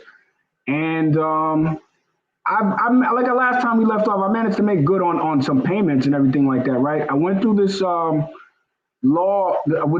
firm, and you asked me, why am I going through a law firm? Okay, so I've noticed a few credit. I'm getting my credit score bumped up, and I've noticed a few negative reports being taken. How much have you invested in Bitcoin? How much have you invested? How much you think you invested in Bitcoin? So my strategy is basically take a small portion of my funds, right? I would say a 10% allocation. Okay, $100,000. You got your calculator app on you? Open up your calculator app for a second. Well, I was going to finish because I was just going to tell you how much. These numbers out loud. I just want you to do something here. Okay. Let me know when it's open. Okay, let's do it. All right. Put in the money that you invested in Bitcoin. Enter that in the calculator. Minus your total student loan debt and hit enter. That's your profit. That's your return. Right. That's your ROI. Now, tell me what you can buy with that amount of money. What can you buy? Well, we can size it up to say like a vehicle, a decent vehicle. You can't buy anything with negative dollars. What are you talking about? You're saying how much is the ROI? I mean, what? Besides, are you looking at the calculator? I'm looking at the calculator. Calculator's saying a negative number, right? It's not necessarily saying a negative number because here's the thing. It has to be saying no. It has to be saying a negative number. Look at you're in denial. Are you okay? Are you got glasses? Are you? Can you see the calculator? It's saying negative, correct? Now this is contingent saying that Mr. G, is it saying a negative number? It is not saying a negative number. Oh my God, Mr. G. Now let me explain why it's not saying a negative number. I've been invested for a few years, right? Putting in small amounts, dollar cost averaging, right? So this is not something that I've just gotten into yesterday and I've just gotten blown up. Or you don't even really see me much on the internet even advocating for it or just talking much about the price. I'm focused strictly on the technology. That's why I have to. And this is because I like you, man. You're you seem like a genuinely cool dude that's really dumping your knowledge into this crypto. I'm not saying that knowledgeable cryptocurrency is a waste of time. I'm not saying that. I'm saying this to you. If you get out of debt first, pay off your student loans first, and then when you look back at cryptocurrency again, you're going to see something totally different, and you're going to be the baddest motherfucker in cryptocurrency. You're going to be the baddest. Nobody will be able to fuck with you when it comes to cryptocurrency. Nobody. But as long as you're in debt, you're going to be just like everybody else talking. And you can do this amongst yourself. Anybody you get information from, you say, are you making car payments? That's you or me? Oh, no, I got the door open. Oh, sorry about that. Yeah.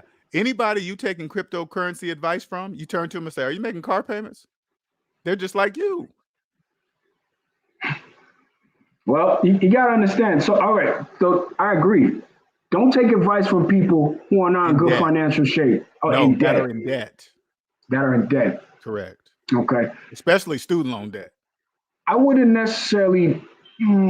disagree saying a lot of people that release the content as far as the technology that this stuff stands on, they're in debt. Maybe they might have just graduated college. A lot of people, have dropped out of college, that have started studying and putting themselves into, as far as dedicating a lot of their time and their skills to this new economic sector, right? And I understand like a lot of these things, they're marketed as scams to make more or less poor people think that they can get rich from nothing. So I agree with you 100%. You will not get rich in this space from nothing. You will have to put in time and you have to sacrifice something, right, to get exactly what kind of return that you're looking for. So, I've made the sacrifice. So I have the return necessary that's satisfactory.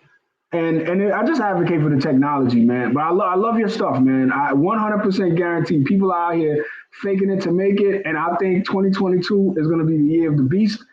We're going to see people out here naked in the street, begging for some change in their cup. And I'm all for it, man, because, the charade has to stop. And that's what Bitcoin basically brings about. It brings about financial change in the monetary system, right? Too much borrowing. Do you have a whole Bitcoin? I can't necessarily tell you that. You would have to assume I can tell you what year I've been involved with this stuff because here's the thing. You can't tell me if you have a whole Bitcoin? That's part of the whole idea. I don't have to tell you, right? How much money do you have? How much money is in your bank account? What's your blood type? What's your social security number? I didn't ask how much money you had. I just asked, did you have a whole Bitcoin? That's one of the tenets of cryptocurrency. If I had a whole Bitcoin, right? If I said, "Hey, Mr. G, I have a whole Bitcoin." Yeah, you have about $48,000 right now. Give or take. If I said, "Mr. G, I got a whole Bitcoin," that doesn't tell you how much money I have. I just told you I have a whole Bitcoin. As of right now, so all right, Bitcoin is a completely different monetary system. So if I told you I had 1 out of 21 million units of something that'll ever be, that'll kind of completely put in a different. Not really. Anybody telling me about Bitcoin, I say, do you have a whole Bitcoin? If you don't, I'm not listening to you. Why would I listen to you? You got Bitcoin crumbs. What do you mean? That's not necessarily how you look at it. And that's another misstep that a lot of people necessarily do because you'll assume that Bitcoin is wealth. I didn't say Bitcoin. Security. No, listen, you're not. I'm not sure if you hear. Are you listening to me, Mr. G? I'm not saying anything about wealth. No, I know. I get it. You asked how many Bitcoins I possess. No, I said I didn't say how many. I didn't say how many. I said, do you have a whole Bitcoin? One. I can tell you this. I've been in the space for quite some time, and I mean respectfully, it's none of your business. It's none of the Federal Reserve business. And I'm glad you said that. And respectfully, I know you don't because you have student loan debt. You don't even have to answer the question for me because I already know the answer respectfully because you cannot buy. Listen, it's against the laws of mathematics to buy anything while having student loan debt. That goes against all the laws of mathematics. Well, here's the thing. That's why I advocate for the technology because we're dealing with something completely different here. So now look, the private keys to my Bitcoin belong to me, right? I could be in $100 million in debt in US dollars, right? I could owe the bank $10,000. I'm sorry. Let me, I'm going to close the door and let me cut the camera.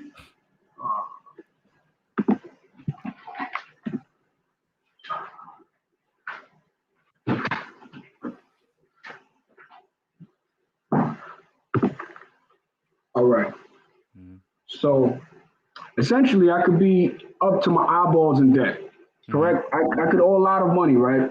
But the amount of Bitcoin that I necessarily hold, the private keys to that Bitcoin, they can't be seized by the creditor, right? That owed me the money, that I owe the money to. They can't be seized by the creditor. And that, I think, is a fundamental concept that we're overstepping, right? Because, I mean, if I owe you money, I don't have to pay you, right? It's a choice. In this economy, if you don't pay your creditors, you'll be in debt. Do you know? You know a credit report is a owner's ledger? Did you know that? It's not open and it's not public. So no, I said it's an owner's ledger. An owner's ledger. Oh, it's an owner of who owns you. Yeah, of you. Yes, of you. Absolutely. So when you go into your credit report, you can see a list of all the people that own you. Right. So this is what makes, like I say, like when I go inside of mine, Mr. G, nobody owns me. There's nobody in there that owns me. When you go into yours, you have a list of businesses that own you. This is true, but here's the thing: those businesses can't get my Bitcoin. It doesn't matter what they do. No, they don't want their Bitcoin. They want to own you. Who cares about Bitcoin when they own you? I wouldn't care if I owned you. If I owned you, Mr. G, I wouldn't care about your Bitcoin because I own you. Why would I care about your Bitcoin? Indeed, Bitcoin is worth a lot of money. Once understood, not more than you. No, not more than you. True. Now, here's the thing. One thing about you said about capitalist economies, right? Is you have a choice. You do have a choice. So in this capitalist economy, I can choose to forego my debts and go live under a bridge if I want. Correct? Yeah. I could live under a bridge with all my possessions in a bag and just go about my days. $1 million in debt and just never paying my bills. You'll just be a debt slave on the streets living under a bridge. Yes. Indeed, but I still have my Bitcoin. That's the big difference, right? I'm begging you have your Bitcoin living under a bridge? Yeah, because it's protected. There's no way to actually take it. But there's no physical thing to take. This is true, but in a capitalist economy, you have the choice to live under a bridge. Okay, help me understand something. Okay, help me understand it because I'm not. Wait. You have the choice in a capitalist economy to live under a bridge or be wealthy. Yeah. Correct? Yeah. Right? So, like Bitcoin, you have people that live all over the world, necessarily don't own a home and everything like that. They're very wealthy. They travel. They're tech nomads. And I'm not necessarily comparing myself to their situations, but Bitcoin has freed people to give them the option of necessarily keeping their life savings, right? And not having anything physical, but being able now in the information age to basically live wherever on earth they want. Where'd you hear that from? Where'd you hear that from? It's in any tech magazine you look at. They're called digital nomads. Google. It's called digital nomads. It's called digital nomadism. I mean, a lot of people opt now for working remotely, and then they can go from country to country. So I'm not a software guy, right? I'm not necessarily running on here in front of you people or anything like that saying I'm one of these software geeks. Like I said, I'm a hobbyist, right? Everything I know as far as computers, and this technology is self-taught, right? So explain that to me too, because you had said a couple times about computer science. Remember you said that in the comments? Yes. Tell me what you mean by that. I didn't understand what you meant. All right. So what Bitcoin necessarily is the way to transact. Okay. So this communication medium right here is being done through the internet. Okay. It's being done through something called a TCP IP handshake. And Yes. on top No, you of don't have to that, explain. I was a virtualization engineer. there you go. So Mhm. now there's no way I can stream to you live with no dropped part of the communication. I'm not lagging, I'm not borging or anything like that, Packets, right? yeah. Mhm. So there's nothing being dropped. That's Bitcoin for money. A lot of people are not really understanding the concept, and it's not necessarily saying you're not smart, you're not intelligent, or anything like that. There's a game being played with a lot of people that are keeping this information out of the mainstream, and people that necessarily dig for this information are coming and finding their minds being blown because there's just so much information in Bitcoin that's more than just a price action, right? So what Bitcoin is, it sits on the internet and it's public and private keys. So anytime you go to Amazon or anything like that and you see that little lock function in the browser, it's an encrypted connection, right? Correct. So what Bitcoin is, it's another encrypted connection that it's an open ledger. It's an open ledger of encrypted transactions. So not that blockchain is not encrypted, it's completely open, but the transactions are encrypted as to far the sender and receiver because well, in Bitcoin, it's just numbers. If your wallet address is a series of letters and numbers.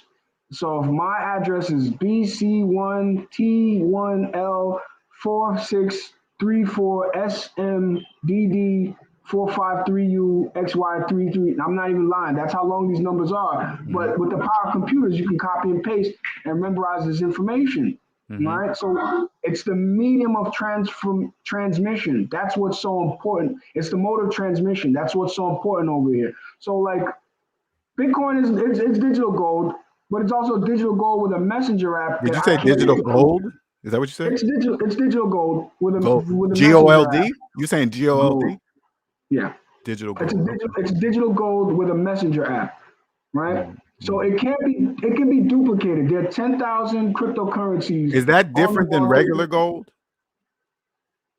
Well, it's saying okay. So here's what thing about Bitcoin: it serves the same functions as gold, as far as it's you can't counterfeit an original Bitcoin because of the hash function. So with the with what Bitcoin transactions are this digital hashes. So if I move my mouse on a screen in the background on the control panel, I mean, excuse me, in the commands, it's spitting out a unique digital hash. If I click some keys on my keyboard randomly, it's a unique digital hash that the CPU processes to display whatever information. So all of this stuff is literally just codes. I'm not the expert here, but as far as on a layman's term level, I believe there's ways of understanding this technology for what it is. And from my understanding, it's digital gold. It's a savings mechanism. Right now, there's ways you can borrow against it. It serves functions as real estate. Now, look, for someone in debt, right? Someone in debt, you shouldn't even be looking to borrow any assets, whatever you think you may have. You should pay your debts off first. This is why I advocate for people to necessarily save versus just going and looking to leverage themselves in the market. Because crypto, as far as the cryptocurrency shit, it's 99% bullshit. I can tell you that right now, LJ. It's 99% bullshit because you got a lot of people throwing money at things that basically just aren't viable. They don't produce anything. They don't serve any function. Whereas Bitcoin is revolutionary because of that specific thing right there. Now you have other things that say, oh, it's faster than Bitcoin. You can release programs on it and that sort of thing. But how computer science necessarily works is it works by source codes and forks. So if a certain source code only has a certain amount of it's a parameters, right? Certain parameters, like say Ethereum has 100 billion coins or something like that, right? Well, then let's say when Ethereum first got released and a bunch of venture capitalists got, let's say, 70% of the coins, All the people you seeing now on YouTube, those are the people with the crumbs, right? They're dealing in Ethereum and necessarily trying to jump on NFTs and everything like that. And people that necessarily advocate for Bitcoin, no matter what they hold, there's only going to be 21 million Bitcoin in the original source code. So it doesn't matter if I have Who 0.0. says there? How do you know there's 21 billion? Aha! So you have to look in the original source code Satoshi, on did GitHub. Satoshi say that? No, he scripted it in the code. It's simple Python code. It's simple Python code that's run on literally thousands and thousands of computers that they all have consensus with each other. So the original copy of this code is running on thousands and thousands of computers on this open network that constantly verifies each other. So if one node says that, oh, well, there's 21.999 million Bitcoin, the node will necessarily, because of how IP transmissions are, the node will be blocked on the network and it'll be censored. It's very simple to block IP addresses. And that's another core tenet of how does Bitcoin, an ounce of digital gold weigh the same as an ounce of real gold? Bitcoin is weightless. It's just public and private keys. So it's all on your computer. It's not You know why it's weightless? Well, I get what you're trying to say, right? It Because doesn't you're saying exist. it's back, but it doesn't exist, right? That's where I come in, right? It doesn't exist in the physical realm, right? But these computers that we're rapidly engaging our lives in, right? You can't leave your house without your computer. You look at your phone once a day at You know, minimum. Bitcoin only exists in your mind, right? So I guess if YouTube exists in my mind as well, then StreamYard exists in my mind as well. Correct? Because that's what you're essentially saying, because you're saying something that rests on the internet will only exist in my mind. So, I mean, YouTube is not it's not tangible, right? No, you So, can't. I mean, that's what I'm trying to say. You can't physically touch YouTube. Correct. You can't. No, it's a digital object, and it's a digitally hard object, and that's the barrier a lot of people are not connecting with here. It's not a poke at anyone's intelligence or saying that oh man, you don't get it, or have fun staying poor, or any of that stuff. You know what I'm saying? It's a barrier that a lot of people are not realizing, and a lot of people are realizing. There's an entire course in MIT on how blockchain technology works, and I mean, it's not physical, but you'll be surprised how much people are betting the farm on this, right? So it's like, I okay, know that. we're black folks, right? So I know that. Yeah. right. People crossing their fingers. I'm being 100% candid with you, right? I'm staying with my family. We're paying a mortgage, right? I pay my share and everything like that. My brother recently moved out. Ain't nothing wrong with that. Ain't nothing wrong with that either. Yeah, bro, I don't give a damn. You know what I'm saying? My brother recently moved out. And he's doing him, you know what I'm saying, with his woman and everything like that. So it's just me and my mom.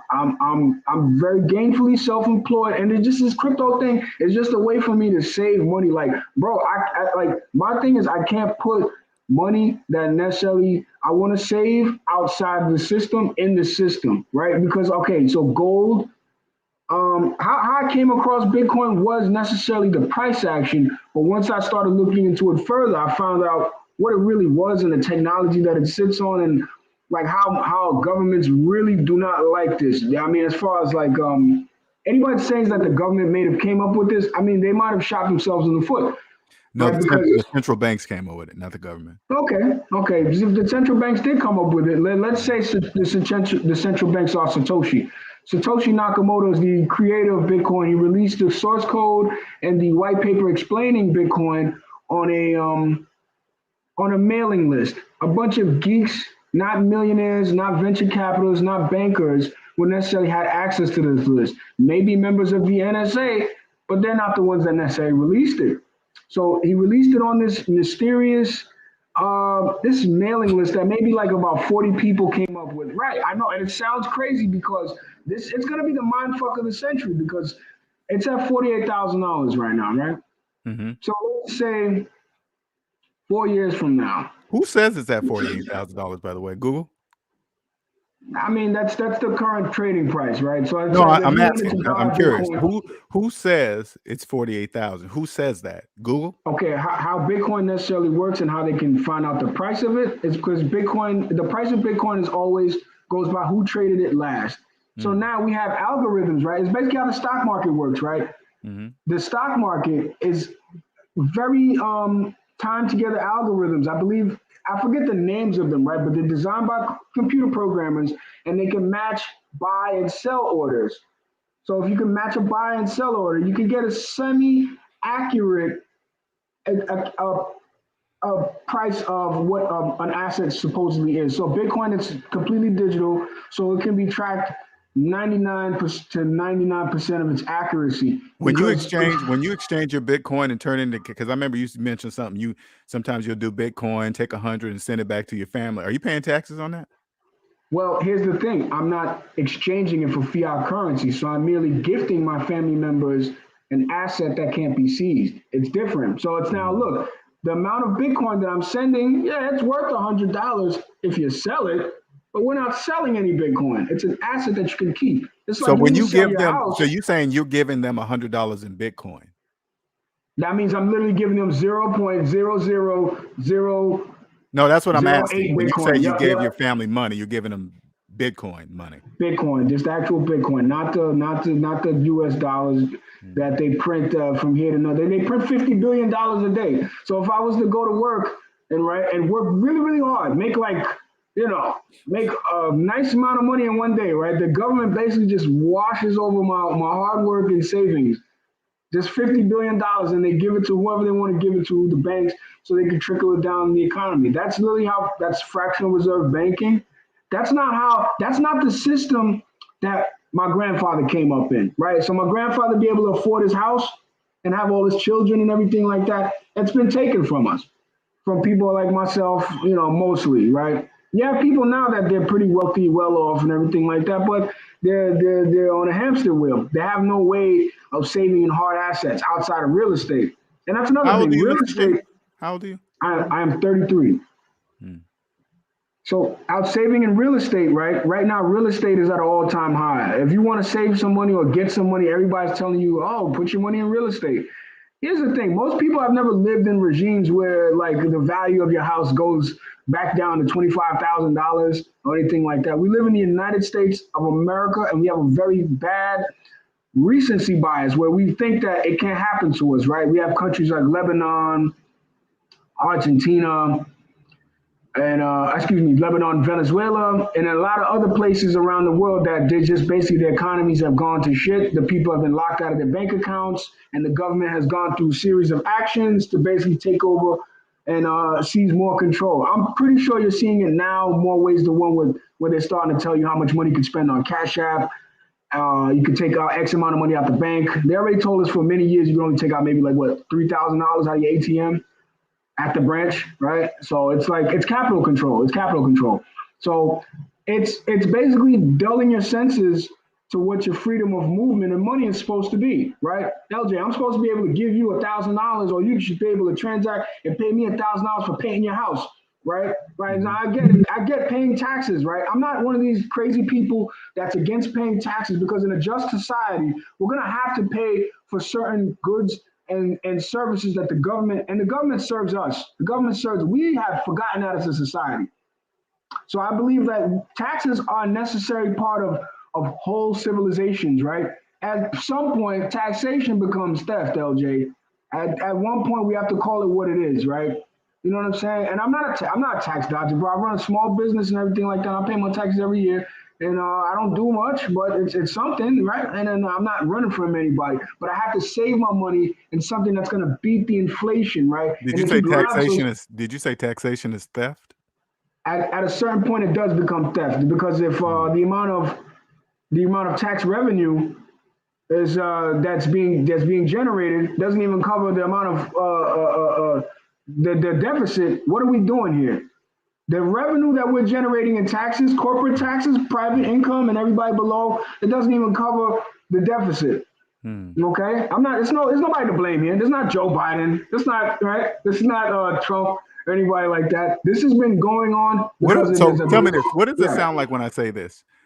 And tell me your thoughts of this statement. Taxes help build wealth.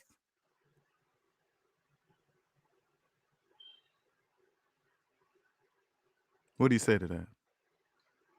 Taxes help build wealth for the state or the government. I don't know necessarily how they will build No, wealth. I'm talking about personally. Taxes help build wealth. What do you think about that? How you would have to explain that to me necessarily, because from where I see taxes only necessarily benefiting the state and not creating wealth, but maybe creating services No, it for creates the wealth. citizens. Taxes help create wealth. All right, I'll have to look into that. I'll have to look into that. I'm not listen. You can't find it. Why can't I find? Because look, from my experience, all I see is taxation. Google doesn't know the answer to that question. Only I do. Hey man. Well, not only I do, because I didn't create the system. So not that's ego saying only because I just found it. So taxes help create wealth. When in you what say, sense? when you You're gonna have to elaborate. Well, it's very difficult. Well, this is respectfully, okay? You cannot know this if you're in debt. If you have student loan debt, you'll never know what I mean by that because you can't, because it goes against the laws of mathematics. I tried to show you on the calculator, but you were resisting me, so I just left the calculator alone. I mean, I could show you the number. I mean, look, if you want to get into the number, that's fine. I can give you a sample number. That's fine. I don't really need to look at it because you've had student loans for 14 years, so I already know what the calculator says because you have student loans for 14 years. This is true, but you have people with mortgages people now that just they've refinanced their whole house. Yeah, right? That's the game. People with mortgages are even worse than that. This is true. You have people that have been in debt since 1984. But what I'm saying to you is stop comparing yourself to debt slaves. Yeah, indeed. Because I saw you do that in the comments. You're like, at least I'm not 200,000. Who cares what debt slaves are in? Who cares what they do? I'm talking about Mr. T. If you got student loan debt, it can't be nowhere than a mortgage. So I'm trying to get you to answer the question: why do you have student loans for 14 years? Because you keep it this space, you're going to have it for 20. Yeah, well, at this point, like I said, I haven't not made good on my payments and stuff. When are you going to pay them off? Tell me that. Better yet, when are you going to pay them off? Well, I haven't adjusted the terms or anything like that. I'm still with Forget about the terms. When are you going to pay them off? When you going to walk in and say, how much do I owe? Here's the money. Goodbye. Anytime I want, really. Okay, hold up. Are you telling me you have the money right now to pay off your student loan debt? Is that what you're telling me?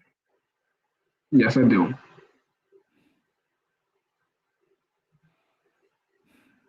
Now, yeah, the option is still stay in debt, right? Or stave off the debt, penny pinch the debt, and save in a hard asset. Okay, tell me this. Okay, this is a better one. Here's a better one. Say like, okay, so since I'm gonna go by what you just told me, you have the money to pay off your student loan debt completely, okay? Always had the money. I've always had the money. All right, tell me this, okay?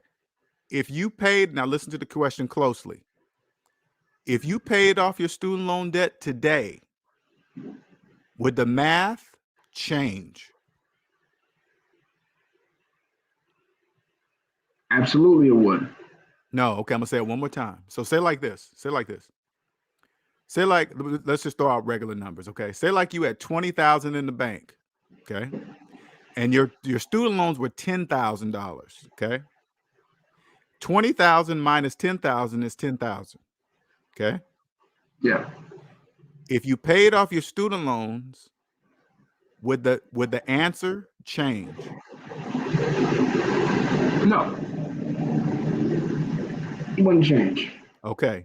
Then why do you believe you have the option of not paying off your student loan debt? If it doesn't change, if the math doesn't change, why don't you just pay them off then? If it doesn't change, it's the same. Here is why. Here's the reason, right? So Like, I'm not saying that right. So I've always had the money since the first time we chatted. I never shared my private business like that, right? But like, I feel like I can share a few points just to at least frame things.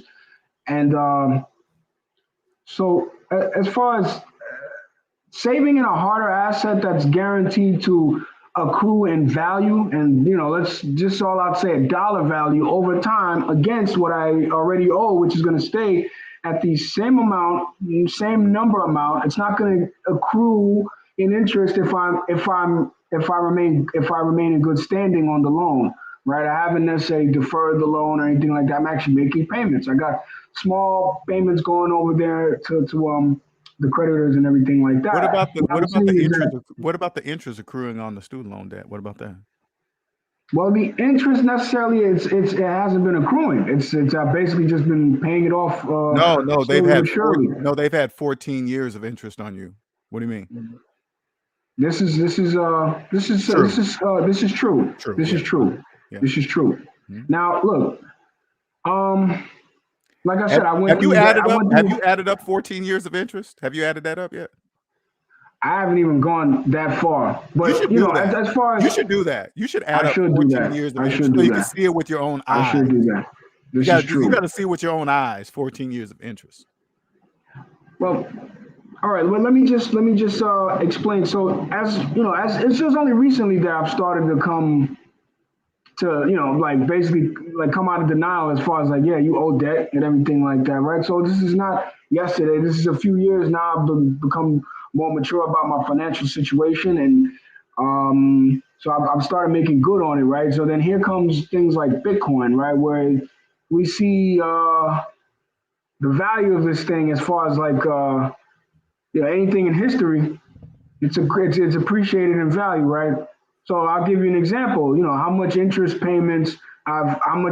I've necessarily been, or how much interest now that I owe when I should have just versus just paying it off in the past, right? It's the same thing you could say for someone that bought a bottle of champagne at the club for $400, right? When they should have been paying their student loans, right? Young person, or they should have bought Bitcoin, right? Are It you would have been comparing yourself to a bottle of champagne? No, I'm just saying what people, what people spend their money on, right? Gotcha. So I'm just throwing it in reverse what you necessarily saying as far as like, so I'm okay. So look, in 14 years, owing interest on a student loan is not the wisest thing to do, right? But in my past and everything like that, I've had to basically make good on these things, typical, and moving forward from that. However, right, we shouldn't also deny the fact that Bitcoin was also around in 2000 and what 12, 2010, 2011. You had access to it. I had access to it, but we didn't know about it because we weren't in that necessarily circle on the internet. It didn't encompass our circle of interest, right? How long have you had the money to pay off your student loan debt? How long you've had that? Okay, let's say for like maybe let's say a year now, a year, and this is just from investments where now you can necessarily say I maybe pull out some capital and pay off a loan, right? But the loan's not going to serve me, right? Where I could if you paid off your student loans, wouldn't that be investing in Mr. G? That's investing in Mr. G here in the United States, true. But if Mr. G skips town, then well, you still Mr. G if you skip town. I'm saying. No, I'm not. I'm not Mr. G if I go to Mexico or El Salvador or Australia. Oh, you're not you. If you go to Mexico, you're not you anymore? I'm me, but I mean, my social security number is kaput. No, I'm talking about you. Forget your social security number. I don't really care about it. But that's what ties me to the debt. Oh, you talking about running from debt? Hey, I'm saying you have now, look, I'm saying necessarily you have the option versus before the option you didn't. to run? Well, you call it running and taking flight, fleeing. I mean, just you have the option. What do you mean? What do you mean I'm calling it running? That's what you just said. You said if I go to Mexico, I'm not going to pay it. That means running from debt, right? Am I misunderstanding that? Well, you could say running or more or less just foregoing the debt. Is there another word for not paying your debt? What's another word for not paying your debt? And going to another country. What's that? I'm trying a boating accident. What is it? What is it? Running, fleeing? Give me a word. So in Bitcoin, we call it having a boating accident. A boating accident. Huh. Yeah, you gotta Google that, man. You gotta Google a boating accident. I can't get on here and explain. I don't want to know. I don't want to know about. I don't want to know about that kind of stuff. That's none of my business. No, now I understand. Look, here's the thing, because now if you don't want to know about that stuff, necessarily what you're capitulating to saying that you belong to the nation state, you belong to this country, and you stay here, and everything that you hold here, the country can take from you. Correct? That's why you don't feel like you can just get up and go anywhere, which is your right. You have the right to get up and go as you please. I can go anywhere I want. Yeah. Now, look, the state has the right to take whatever from you that they want. Correct? So you got to go through some legal channels. We can't say that. We have to go through some legal channels, which they have been cutting right through in the last 24 months, cutting right through every legal channels to make sure, people stay where they are in essence. And I'm not necessarily disagreeing with you, but I'm just saying there's the option. It's not like before where you were tied to the country of your birth, where you necessarily had to, dude, you could sell your belongings and leave if you want. And no, ain't nobody going to miss you. So nobody's going to come looking for you. If I had a boating accident, do I have the boating accident in Mexico, or do I have a boating accident leaving? You can have the boating accident. You can have the boating accident anywhere you want. Here's the thing: the boating accident is you can apply to a different spectrum of things, right? It's just a word, right? But here's the thing: it now means that you have ownership of something. Like, let's say I hold $400,000 worth of Bitcoin, right? But I owe, let's say I owe $200,000 worth of student loan debt. I'm in the negative $200,000, or let's say whatever the amount of Bitcoin if I haven't chose to sell it yet, right? I have $20 in my pocket and a flight ticket to Mexico. I leave to Mexico and then establish a few clients, as far as like not a few clients, but Bitcoin is a very thriving economy, right? You can peer-to-peer transact Bitcoin, especially outside the country, more than a lot of people think, right? So like, here's the thing: now you have a hard asset that you can just up and establish yourself in a brand new country, brand new life, anything you want. No social security number. What's that? I left that over there. That's the power. Have you been looking into this?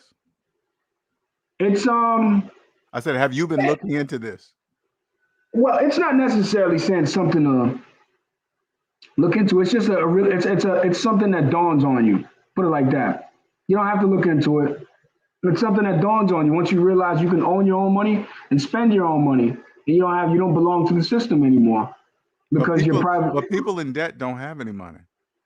This is true. That's why I was started with this $40,000 a year conversation, because people that don't have any money, not necessarily saying they don't have, well, let's say any money, but people that don't have any assets. So we can take it out of money, right? Like, because you can have $200,000 and do some dumb stuff like spend your money on a bunch of like cars and stuff like that. But if you don't have any assets, right? Like, poor people don't have assets. I get it. So you got poor people with a lot of money, right? You know what I'm saying? But assets is another thing. Do you agree? People making six figures don't have assets. So that's the craziest thing I ever saw. That's the craziest thing I ever saw. So if you have this money and people have high incomes. We know this, right? Income is not necessarily wealth. So even just saying, okay, I have $400,000 in Bitcoin, that's not saying I own any land or any trees or any water, or any land that has water running on it, or I have a house or anything like that. So that's where a lot of other people tend to get this thing misconstrued. What I'm saying is now that we all have options now to take different pathways to get what we want. As rational thinking people that know the game that's being played with us. I mean, you were very aware of the debt matrix and everything like that. It's fascinating. It's fascinating to understand, like, okay, wow, there's some people that really are not chasing, like, you probably maybe like 10 years or maybe 12 years older than me, right? Maybe, right? Or something like that. And I'm 52. 20, that's cool. Mm-hmm. What I'm saying is, like, the point about it is you have people now that necessarily of your age that's not looking to take their next money and buy another car, like get back into that cycle of debt. Like, you're just gonna get another car. They're just get another car. You know what I'm saying? I used to listen to a lot of your older stuff, and it's like it's pretty good because that mode of thinking is definitely out the window for at least for my generation, right? Do you have any kids? Do you have any kids? No kids. Hold on, let me mute this real quick. I'm sorry. Yeah, no problem. No problem.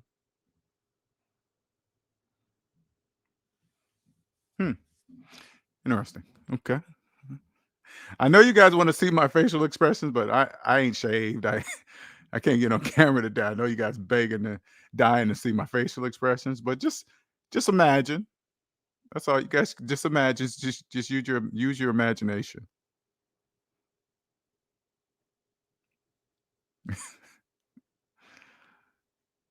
I like Mr. G, man. He be trying.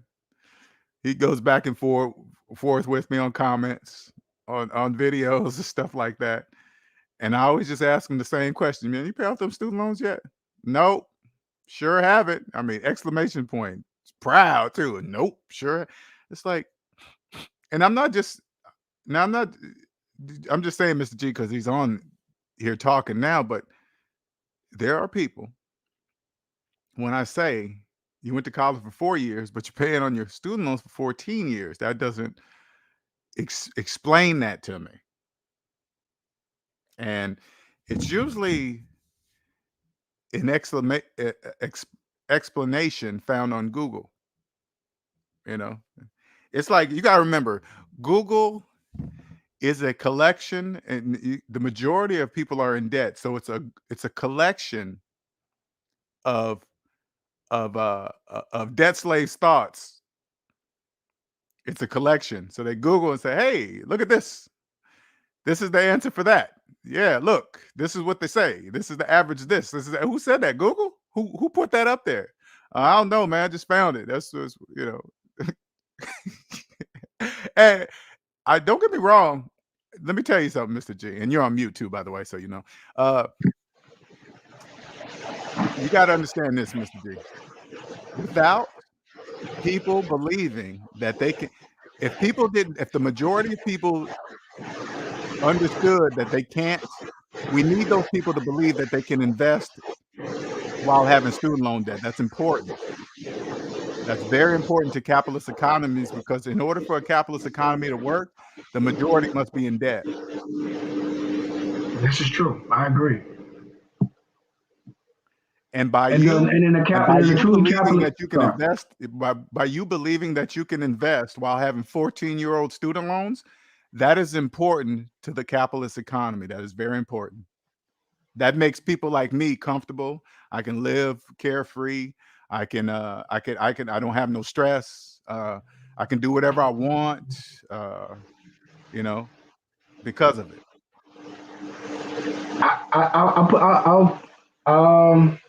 Well, I can tell you like this. You got a lot of people necessarily in, you know, my age group, where like millennials, people 35 and younger, that necessarily have been locked out of the economy. All right, let me use that while you said it, because a lot of people think about millennials, blah, blah, blah, all this group. Let me ask you a question. Which group do you believe knows what 1 + 1 equals? Which group? Which group do you think understands that what's the answer to 1 + 1? That's an individual question. I wouldn't say necessarily more than one generation knows more than. Matter. It's just mathematics. It doesn't matter what generation. Statistically speaking, let's just say, I want to pull up the Fed, like the Federal Reserve data for like housing, but I don't know how to share the screen right now. I can share the screen, but I don't know if it's going to do that whole, you know, I don't want to mess up your show. Yeah, I don't want it to do that. I need to learn how to do that. I can share the screen, because I can show you the amount of like the and it'll be on a .gov website. I won't show you like a .com website, like the amount of new homeowners, and it'll give you the age ranges of the new homeowners, right? So the amount of new homeowners, I can tell you right now, they're your age. Let's see. They're your age, because your age is the target right now. You guys are the prime. You guys are the prime real estate right now, because you're young adults. Got to get you sucked into the debt matrix deep, baby, deep. Yeah, you know what? It is now 33 years old, which is crazy. Now that you know, that's the median age. So I want to say like the median age for homeowners, but I want to see like the how many versus like compared to. Are they talking about homeowners? You talking about people with mortgages? Oh yeah, you can say that too. Yeah, those are loan owners. They're not homeowners. Those are Loan owners. Yeah. This is true. Loan owners. So it's like a bunch of new people going for these loans, which is even crazier, right? Because before you were able to work 5 years with unskilled labor and be able to afford a house, buy a $30,000 house, right? And now it's insane. That same house is worth $600,000, right? Labor. So what I'm trying to say is, like, let's say labor is not going to cover what's needed in this economy to be able to acquire an asset like a vital asset like a house. I always wondered when people talk about history, hey, houses used to be $30,000 back in 1960. Why? I always thought to myself, why do people do that? It's called evolution. I don't get it. Why do people compare a housing That's price? not called evolution. That's inflation. That's straight up inflation and the manipulating the money supply. Because you got to understand the wages of the regular lowest wage worker has not been keeping up with the asset inflation. Simple. They're making it harder for regular people. Who's making it before, harder? like Who's making it harder? the Federal Reserve and people that set the interest rates. You think they're doing that on purpose? They're keeping people down? They're Putting their doing it foot on your neck? purpose because, well, not necessarily keeping the foot on my neck, but I'm saying is necessarily lowering the interest rate to keep asset holders rich because they can't afford people that hold stocks and real estate and large corporations to go broke, and they can't allow them to go bankrupt Who and the has their system foot to on your collapse neck? on Sally itself. Mae or Navient? Who has their foot on your neck? Sally Mae or Navient? Neither of them. I'm paying them back, and Well, but no. it's As not. long It's as you not. owe them, they got their foot on your neck. So You can say that. I mean, I guess you. It's okay. So you get what I'm saying, okay, though. tell me what I'm saying wrong. I'm curious. What do you mean? You don't think it's true, or why are you saying it like that? I'm No, curious. I'm not necessarily saying that it's true. No, it's not. And even your method of delivery is on point. That's exactly what's going on. But I You mean, cool with that? Are you cool with that? I'm cool with the fact that they can't take my coins. Put it like that. No. Forget the coins. Are you cool with them owning you? They don't know. Well, no. They don't own me though. That's the point. That's the They thing. don't? Look, here's the thing. If you have an option, they don't own you. What's the option? Right? What's the option? We just discussed a boating accident that you can have. Oh, run. Oh, gotcha. Run from debt. That's an option. Run with your money. Gotcha. Like with your actual money that you can spend somewhere else. Gotcha. Run. That's an option, yeah. So now look, more people are realizing that, yeah, you don't necessarily have to be tied to the nation state. Okay, so property taxes. Property taxes are going to keep going up and up. They're going to price out a lot of the boomers, a lot of the older people that don't have the cash flow to necessarily keep up with their raising property taxes. Who told you that? It's a trend that's coming. I mean, I'm asking, would you Google that? Where did I Google that? No, I said, did you Google that? Did you Google that answer? Who told you that? Yeah, you don't necessarily have to Google it because you can see property rates increasing. I'm asking, where'd you get that information? Okay, Fred, the Federal Reserve data. It's called Fred. Gotcha. That's where you find out the interest rates, the amount of the money supply that's increased. That's the Federal Reserve data, where you get all the vital information on the economy and the monetary system as it stands. It's very important. It's a government website. I'm not going to stand here and be one of these crazy people that just bullshit you. A lot of the stuff that I do say, I get it off. It's government data, right? So so property taxes, are increasing, and you got people that make the same amount of money every year, looking to move to different places. Like I chat with a lot of older people, retirees and stuff like that. Mm-hmm. And a lot of them are thinking about moving to Delaware, selling their house and everything like that, because Delaware, they still have like $300,000 houses down there, like $200,000 houses. It's not like a beat up town like Detroit where like the houses are like $50,000, some crap like that. But it's like decent areas where you can live and establish communities and stuff. So like Delaware, you got like a lot of people thinking about going out there. So because where they live, the property tax is just like it's going up, and it's like, okay, it's starting to get a little tight. What's going on here? And the next thing you know, a new town board got elected, and X, Y, and Z is going on, and that it's a lot of stuff going on. So it's not necessarily my economic sector that's feeling that immediately, but like let's say older people, the older demographic, they tend to feel it because a lot of people have fixed incomes. You know what I'm saying? So that's kind of putting a squeeze on them a little bit, not too much, but like, you know, if your medical stuff goes up, like your insurance is definitely, your medical insurance is going to go up forever.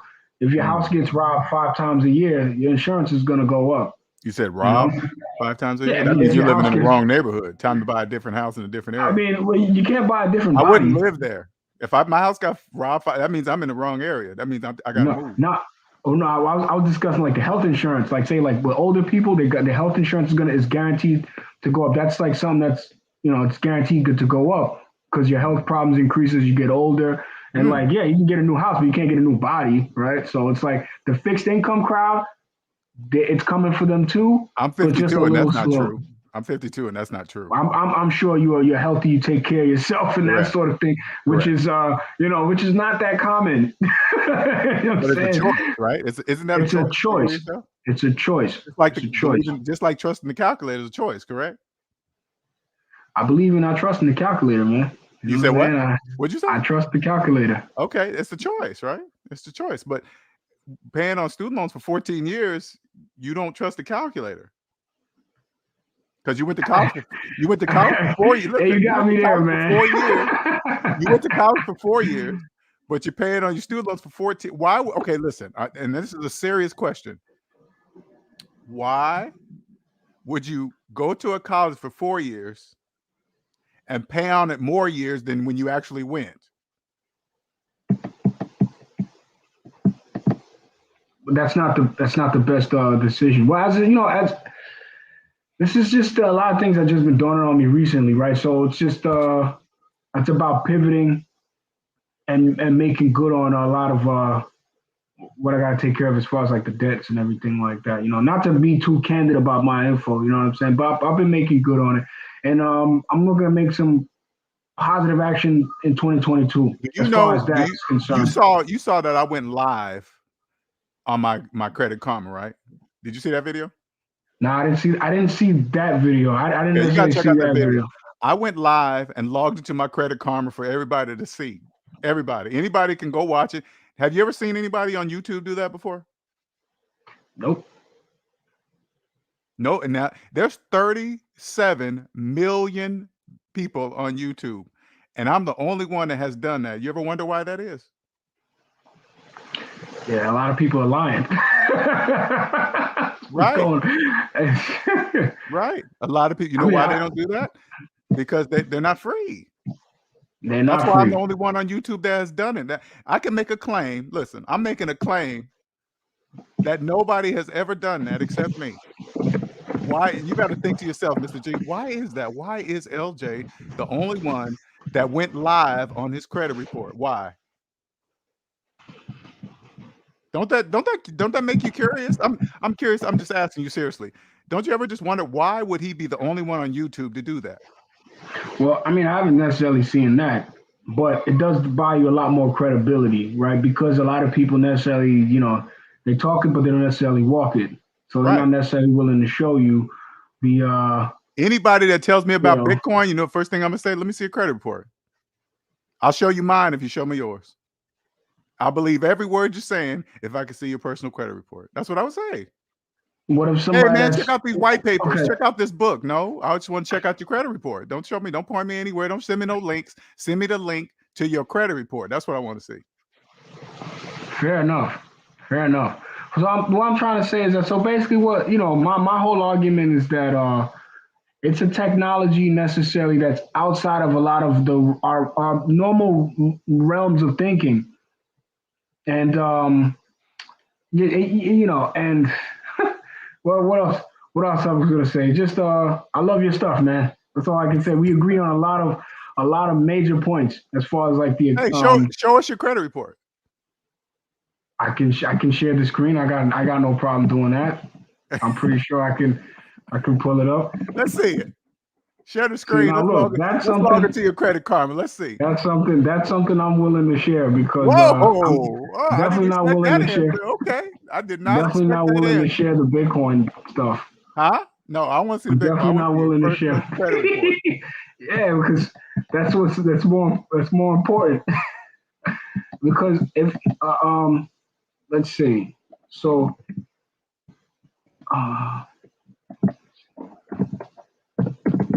Now, without even looking at your credit report, if you've had student loans for 14 years, you got some other stuff on there too. No, I've been doing pretty good. That's from what I've been seeing. Oh, Mr. J, I did not expect him to say yes. Oh boy, we're getting down to the nitty gritty now. What is up? Let me try to share the screen because I don't want to. Let me take this out. Come on. Yeah, don't make sure your address and personal information and nothing like that. And I'm not talking about the credit score. I'm talking about within your credit report. Oh, within. Oh yeah, you're just gonna see a bunch of like taking off stuff, like this negative taking off, this sort of thing. It's just a bunch of the same people that they got their foot on my neck, just taking off negative reports or whatever like that. But here's the thing, You got a bunch of people with their foot on your neck. I would say there's 2 feet. That's right. How are you talking right now? How are you breathing? Bitcoin. Oh man. Hold on. So let me try to share the screen. All right, let's see if this works. And it's my fault for not understanding how to share this stuff on the. You got a button there or something that you can click on there and share? Oh wait, okay, here it is. Can you see it? All right, man. So what we got going on here is some this is good stuff. Let's see it. Let's go. I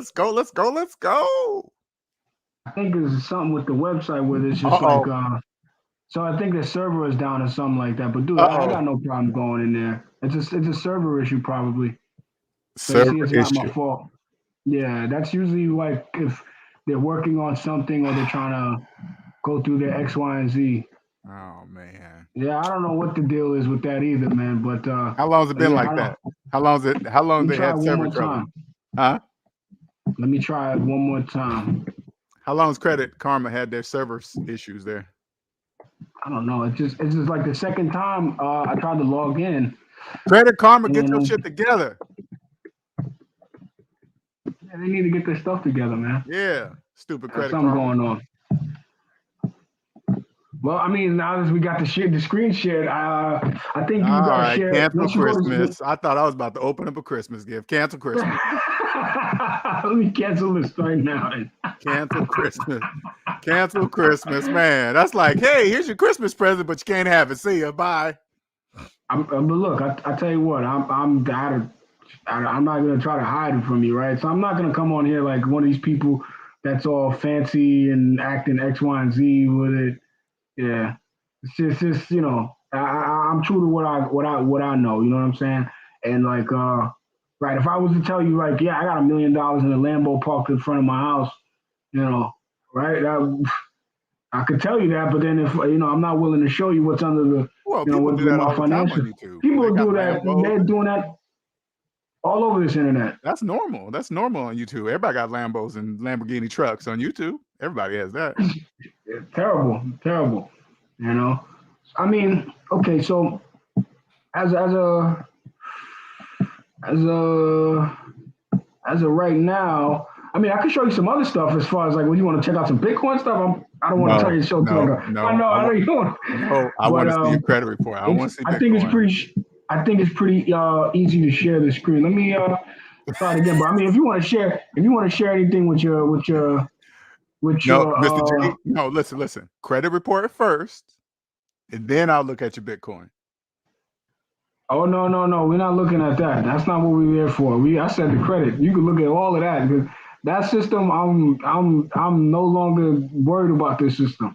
That's why I said like, look, this credit stuff. Man, listen. If somebody was to just come and try to use my name or something like that, you're not gonna get none. I'm gonna just call Chase and tell them, listen, I ain't buy that. They're not even going to get the money out of my account, so there's really nothing in there for them to take. That's the whole idea. It's like, wait a minute, I thought you said you had enough money to pay off.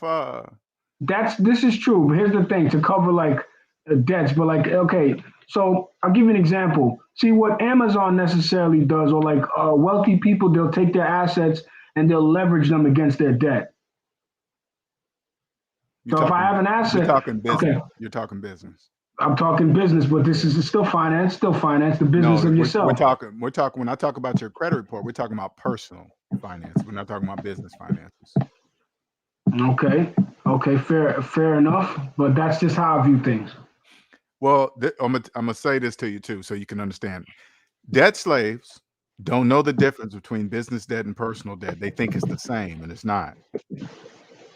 It's very different. That's why I say taxes help build wealth. Once you understand this, you understand. Here's the simplest way to explain the difference between personal debt and business debt. Personal debt, you pay back. Okay. Business debt, your customers pay back. Business debt, your customers pay back. That's the difference. You don't pay it back, yeah. That's the difference. Okay. That I get it, because the income is coming from your customers. Correct. I understand that. So when people say things like that to you, you got to make sure it's clear. You got to stop them and say, which one are you talking about, business debt or personal debt? You got to stop them, because debt slaves don't know the difference between the two. They always mix them like it's the same. It's not the same. Yeah, I'm looking at I just jumped to your chat real quick. You got a bunch of hecklers in here. They just hating. They just hating. Honestly, man, I love. You know what? Honestly, I'm a straight up with Mr. I'm glad you're able to take it in stride and just roll with it, because that's really, bro. I love your show. I'm here to help. I'm really here to help you, man, because you have this is the outside looking in. You have this. I'm not saying cryptocurrency is bullshit. I'm saying it's bullshit for people in debt. That's what I'm saying. It's bullshit for people in debt, not for people not in debt. Now, if you got, I know you don't. No, we agree. I know you don't see this. If you paid off your student loan debt and whatever debt you had, and then you re-looked at cryptocurrency the way you look at it, Bitcoin right now, you'll see a whole different universe. But while you're in debt, you can't see it.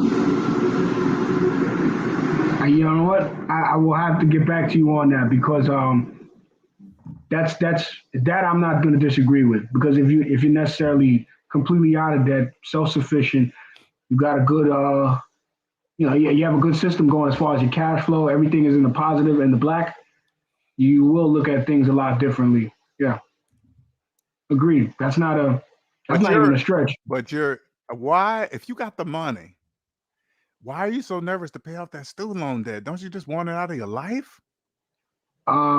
Here's the thing. I know your haters. I say your haters. your subscribers. Your subscribers. They're probably gonna hate me for this, man. But listen, man, Bitcoin's gonna go to like 100,000. Oh, it's gonna go to some astronomical price within let's say the next 4 years. Mr. G. Everyone is just gonna be upset that they didn't take $2 out of their paycheck and throw it in there. Who told you that, Mr. G? Who told you that? It's the demand in the market.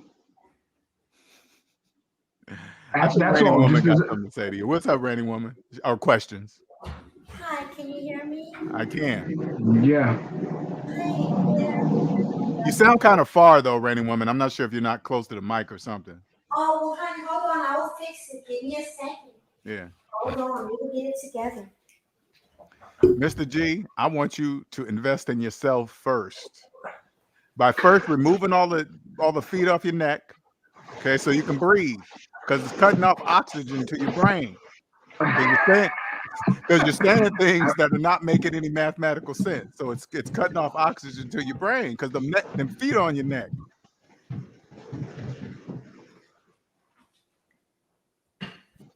You know what? I'll share with you the progress, man. On the side channel, I got y'all. I'll share with you some progress on how I made on the. Tell me this: why do you keep saying progress when you got the money to do it now? Just pay it off. What do you don't have to take no steps. All you gotta do is log into your bank account, click, send. That's it. You ain't no progress with the progress to log into your bank account.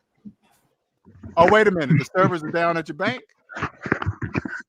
Sure, nah. No. That's not how. That's not necessarily how I would go about it. That's not necessarily how I would You go know how about many it. people would love to be in the position to make a couple clicks to pay off their student loan debt? You know how many people would love to be in that position right now? I would assume a lot. Millions. Can you hear me? Now I can. Yeah, that's very good right there. Yep. Okay. So, hi, Mr. G. Yep. What's up? How you doing? I'm fine. How are you? Look at him getting prepared. Look at Mr. G. I'm ready. Let's go. Okay. So, first of all, I don't know what you did wrong, but I was able to log into Credit Karma with no problem, and so was Omanika. That's in the chat. We both logged into our Credit Karma with no problem. So can you please retry, or did you forget your password, or do we need to reset it? Because I'm anxious to see this myself. Okay. Uh, so how this normally works usually, I don't know what coast you're on. So how these things usually work is like by regional servers. So if my region is just not giving me the service to access the site, there's really nothing I can do. Let me Well, try to log in again. Now I know I don't know where Omonika is though. She could be in the East Coast. She could be in Texas, in California, Canada. It's mostly regional servers. So let me sign in. Let me see what's going on. And if it doesn't sign in, then it don't sign in, man. You know what I'm saying? All right, let me share that real quick. Let me okay. Let me share the screen. Okay. Wow. Can you see? Oh, all right.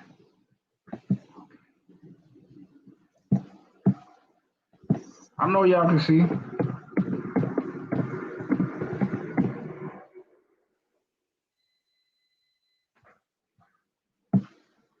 Now, what did that say? I didn't say sorry. You didn't put in the right password. It just says you got something You know going what, on. Mr. G? I think they're lying. I think everybody in the chat is lying. I think. They can't Listen, log I in. think the whole world is lying. I think they are too, man. I I think think they're the lying. Federal Reserve is lying. I think Raining woman, why you getting up here lying? You know good and well you didn't log into your Credit Karma, okay? Neither did you, Antoine. Neither did you, Zeke. Brother, to be told, you didn't. Omanike, you guys did. John, you guys didn't log in there. How dare I you? see everybody got questions. They want to know. They say, "Yo, how much money you made? Oh my O- God, you got 60K in debt." okay. Well, we'll move on past that. Okay, we'll move on past that. Um, I'm curious, Mr. G, what do you fear that you are not willing to take the funds that you have access to and pay your debt off instead of being fascinated with ideas like boating accidents and whatnot, or going to other countries and pretty much trying to run from debt? What is it that you are in fear of that makes you more willing to do anything but pay your debt? Um, well, as of this time, basically, Bitcoin's in a lot of price discovery. And what I mean by price discovery is that no one knows the actual price of it. It could be a lot lower, it could be a lot higher. Chances are it's a lot higher. So as of right now, divesting yourself of any portion of your holdings will be foolish to pay like a debt, like a student loan debt that's been hanging around, that's not going anywhere for many, many years. So now I'm making a bet here. I'm making a calculation, not a bet, excuse me, that let's say in the next 48 months, right, I 4X or I 10X. I take a portion of my savings, I pay off the debt, I never look back. But right now, there's going to be a larger portion of my holdings to pay this number amount that's not going to balloon in size like how my holdings in this thing is going to balloon in size, right? So that's the calculation I'm making here. So I said, you know what? Hold on. stave off the debt, and pay it off when I want. So now I use that I use that logic as far as what the government is doing, right? They're basically just staving off the initial, like the crash that's supposed to be coming by just printing more money. You got everybody now just refinancing their houses, choosing to get into more debt because they either most of the time people do that because they have the cash flow to service the debt. So So that's basically, what I'm hearing right. is you are afraid that if you pay off your use the funds to pay off your debt, somehow, some way, something or someone is going to get over on you by that happening. No, I'm saying that if I sell my Bitcoin now, I'm gonna be dumb when the thing goes to like 400,000. Okay, so are you saying that all of your money, all that you don't have any free cash? Is that what you're saying? You don't have any free cash? All of your all of your money is in Bitcoin. Is that what you're saying? I would say a large Yes or no? allocation of No. saying Yes, no, yes, yes no, or no? no. You gotta have cash. You have to have a free flowing cash. I do have a bank account still, right? I do have Hmm. bills that I have to pay. But as far as my savings, right? As far as money you have to save it in a harder asset outside of like dollars. If I save $30,000, right? I'm not gaining 1% in a savings account. I'm not gaining anything. All right. If Okay, I save but my money in Bitcoin has Bitcoin, people have only been actually trading on Bitcoin for like maybe I'm gonna say the average individual, which you would be one of the average individuals, have only started trading in cryptocurrency in the last 3 to 5 years. You have had this student debt loan for longer than that. So have you been paying down on it? Are you still making payments on it? Or are you just trying to just hope it'll go away or waiting until you you cash out of your Bitcoin. And if your Bitcoin, this is going to be more multiple questions actually, because I want you to answer that and then answer this. If you said that you actually have the funds to pay the student debt loan out, but you have money and invested in Bitcoin and you still have money coming in as well as savings, again, what stops you? What hinders thee?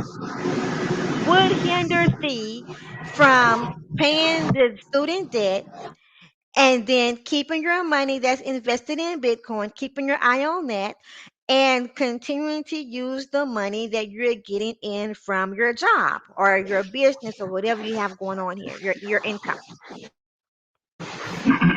okay, so it's just simple. So the amount of I would say like and I'm not alone in this calculation either, right? So let's say I keep up, let's say 70% of uh all my whatever income coming in into Bitcoin and outside of my bills, whatever necessarily my immediate obligations are, I would I would necessarily I would save in Bitcoin, right? So anything like let's say my insurance, my car insurance, any other like any all my other obligations, right? I already have those.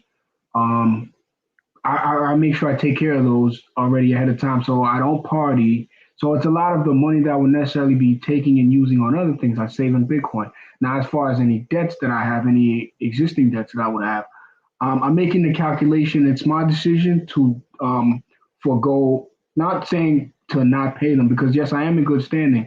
Because on the previous show, I discussed with LJ how I'm I'm with a law firm that basically just handles a lot of these issues, but like the Hmm. amount of payments that I'm making is at the minimum. And it's not like by the time I clear the debt, it's gonna be like another 20 years. I probably paid more interest than the actual term of the like than the actual debt itself. So LJ is partially no, he's mostly right on that. He is right on Hmm. that because the longer you have the debt, the more the interest rates mount, and you have more money to pay. So whereas with Bitcoin, I believe the amount of appreciation that it's going to have, that Bitcoin is necessarily going to have, is going to by 10 times the amount of appreciation that my existing debt has. Now this is probably the only um outstanding debt that I have as far as like, I mean, I'm lucky to even have it at such a low level compared to a lot of other people. That's what I was saying. Like, I'm not 200K in the hole because, coming and finding this information out, I found out that, wow, you have people that have a lot of money that they owe in student loan debt. And I don't know. I was looking at another chat. I'm not one of the people that thinks that the government is going to wipe off student loans or any of that nonsense. I don't think any of that's going to happen, right? Because if they were to do that, it would crash the economy, right? They're not Mm-hmm. allowing that to happen. And so yeah, I'm making good on it. I'm penny pinching. That's just the best way to say it. Penny pinching Mm-hmm. until I see a maturity in the Bitcoin price. So now look, if I don't see anything in 48 months, I'll take what I necessarily have and service the debt completely. But for now, I'm making a calculation. So that's why I come to LJ's channel because I love his stuff. And like I said, he's got a good channel on this topic right here because everybody's selling it on here like they're making it and then they're just doing X, Y, and Z and they're not. And I think 2022 is going to reveal a lot of people's hands too. Mm-hmm. Okay. LJ, may I please address someone in the chat? That's a little off topic. I knew that was coming. May I? Sure, go ahead. Go ahead. Brother, truth be told, obviously you are quite lost, darling. This is not the black manosphere. And if you don't want to hear a woman's voice, I suggest you go over and meet with the men and go and continue to rub your nuts together with other men. Okay, you in the wrong space, wrong woman. And I am not the ganocracy. Get it correct. The name is Reigning Woman. And you can go and run and tell anybody that you rub nuts and hug nuts with that Reigning Woman says this. Okay? Yo, The only thing I'm running right now is my mouth at you. You bish made nigga. Okay. All right. Thank you, Okay. LJ. Okay. I'm gone. Sorry. Bye bye. Okay. All right. Let's just. Hey, I knew that was coming, and if he said it, okay, I was gonna give Rainy Woman a shot. Okay, lesson burn. What's going on, sir? Hey, what's happening? What's up, man? Can you What's hear me? going on? Yeah. Yeah, my connection kind of messed up. I'm not at home, but I just had a couple questions for Mr. G. I don't know if he's still gonna stick around or not. Um, so you pretty much are, under the assumption that we're still on the bull run, right? what do you mean under the assumption that we're still under a bull run as far as like in the crypto market?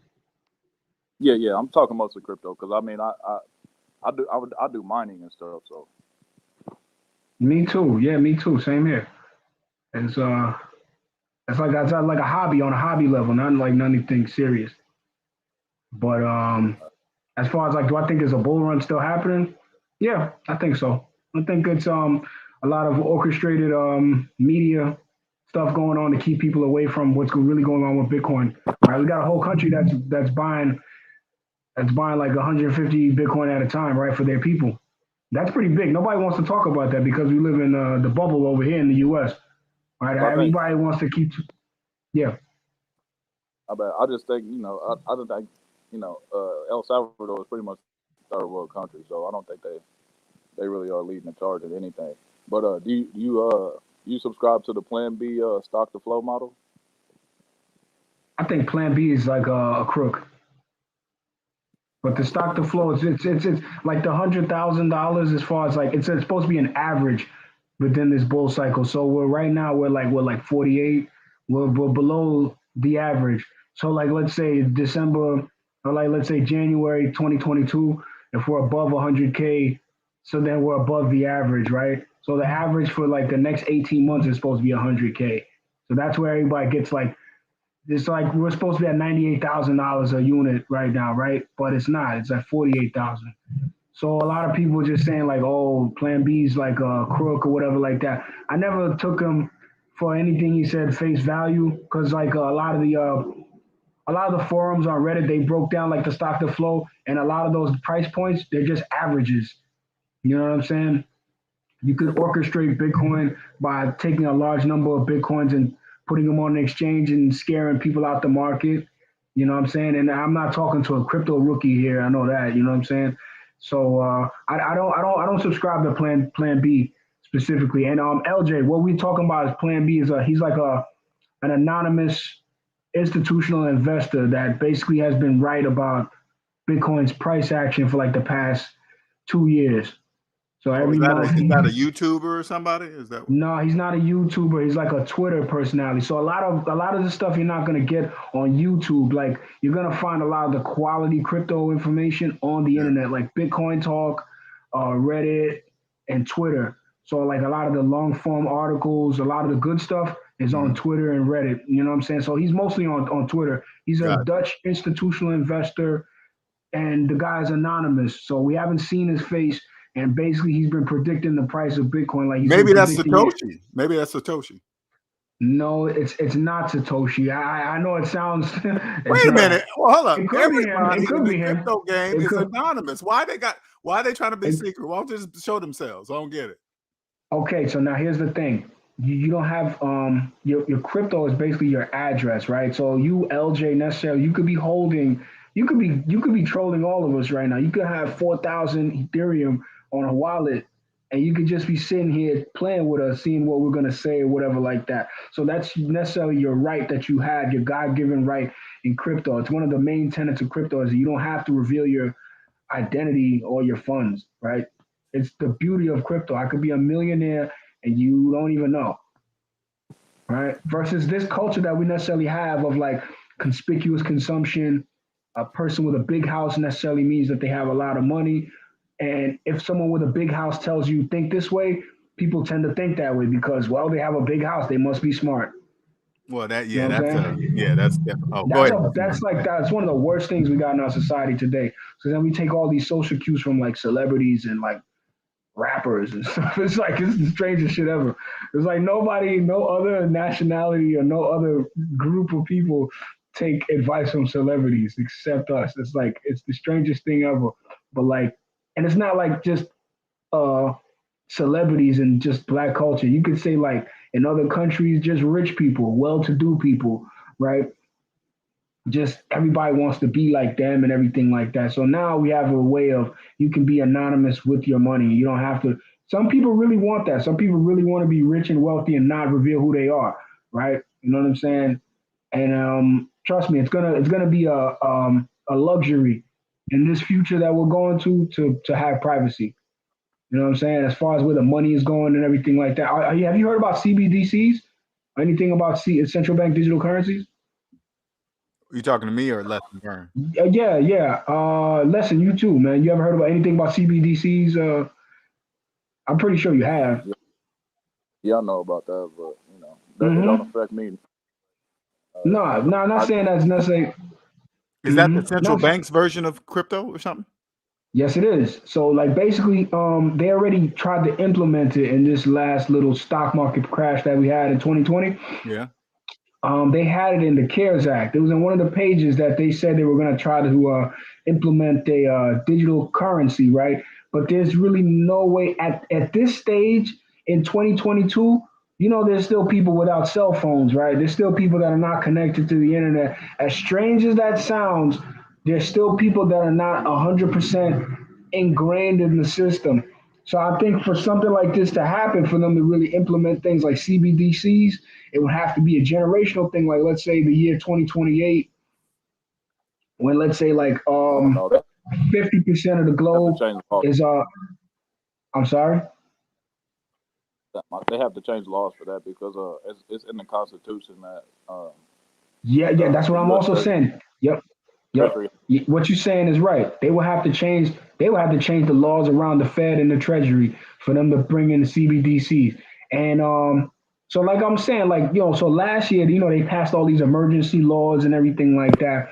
So in another event where like we have like a major scare pandemic scenario, they could just drop this law and then they could maybe do like a special um, session of Congress and change the law right there in front of all of us, man. Well, Like, let look, me. man. This is what I think's gonna happen. This is just my opinion. Okay, this is what I see happening.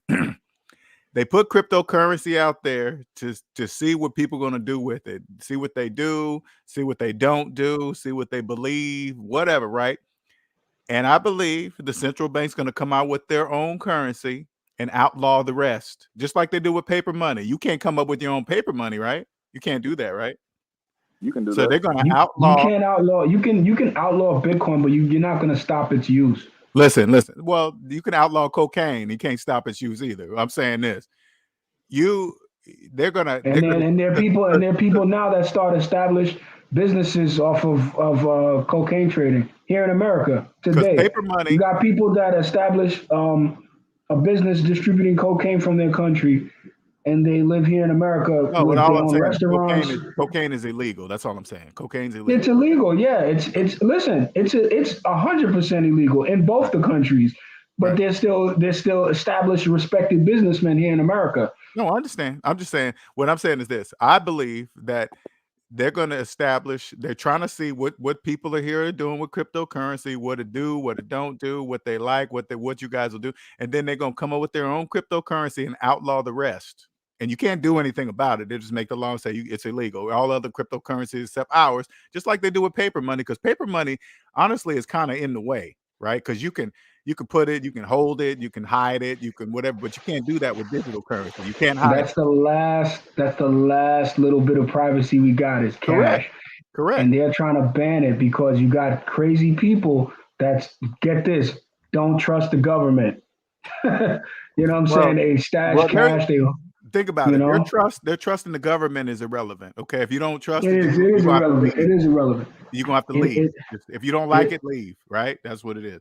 Yeah, I And this just then is once true. they remove paper money, then they'll have full access to everybody to tax them.